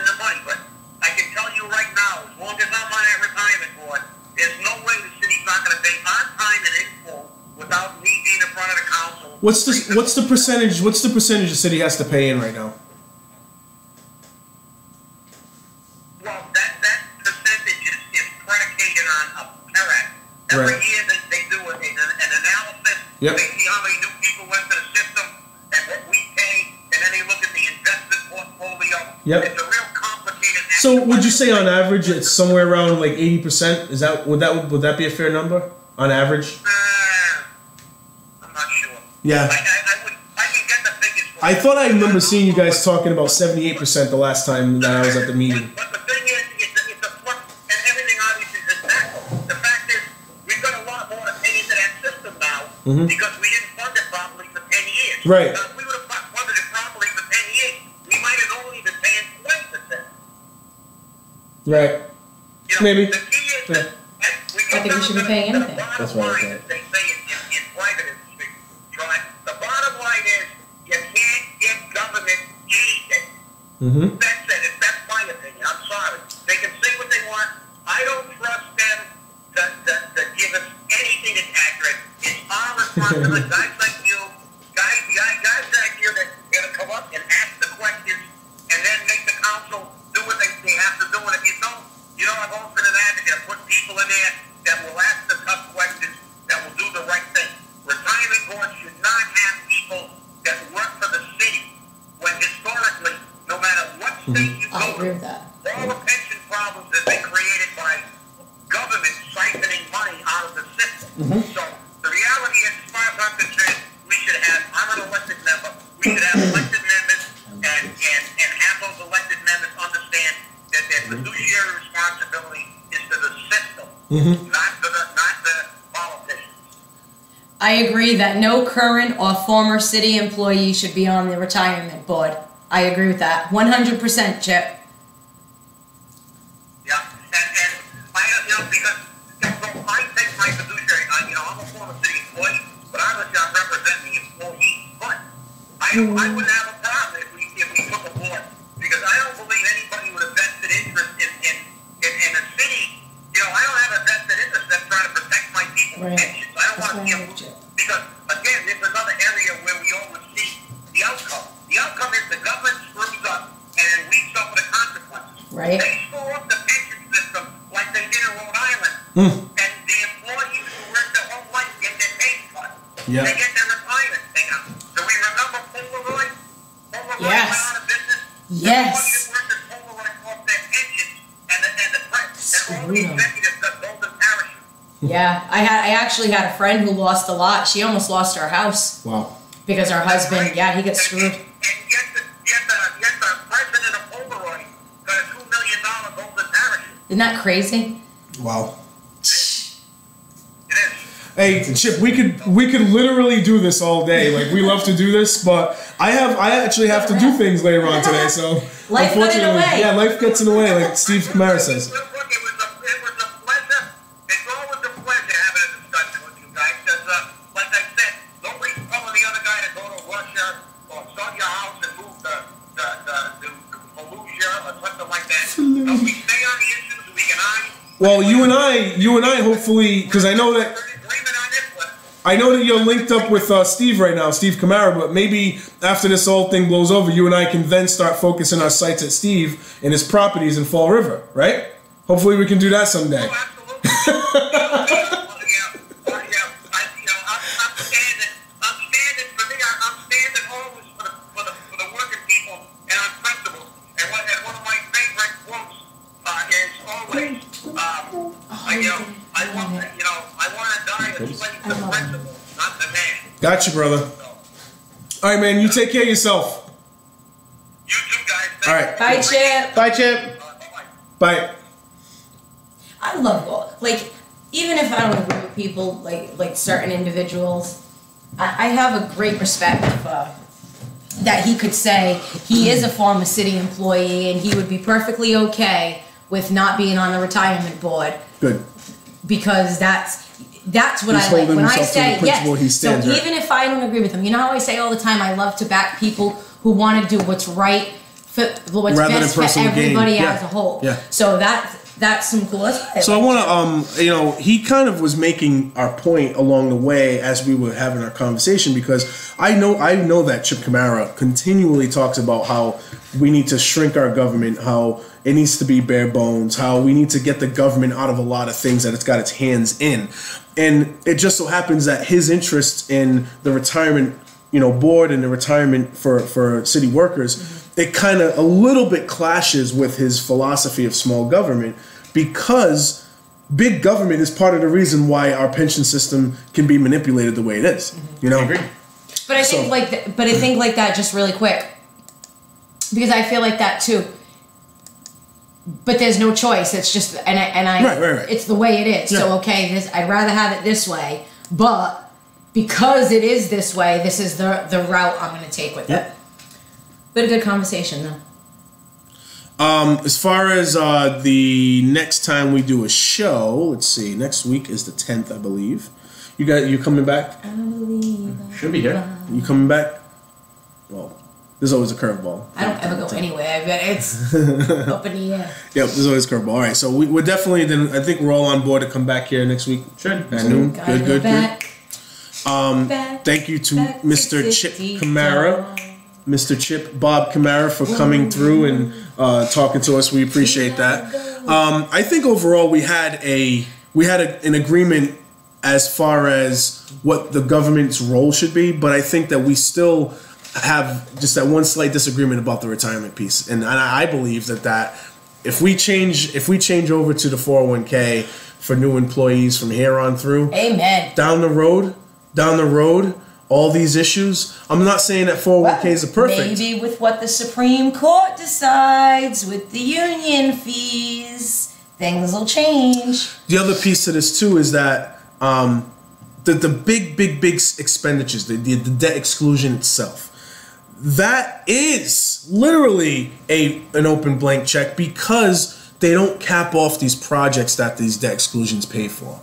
So it is kind of like a blank check in many ways. And the number one reason why we're getting hit with $264 million property has nothing to do with, prices go up and things like that. It has everything to do with the fact that the public sector cannot compete with the private sector, and so they're doing these in construction. So they do these they're doing these huge payoffs. That's all this is. They're using our children. That's all this is. When they're saying, "What about the children?" No. They're using our children. And that's all this is. So everyone have a great day. We will be back next week. And have a great day. Woo! There you go.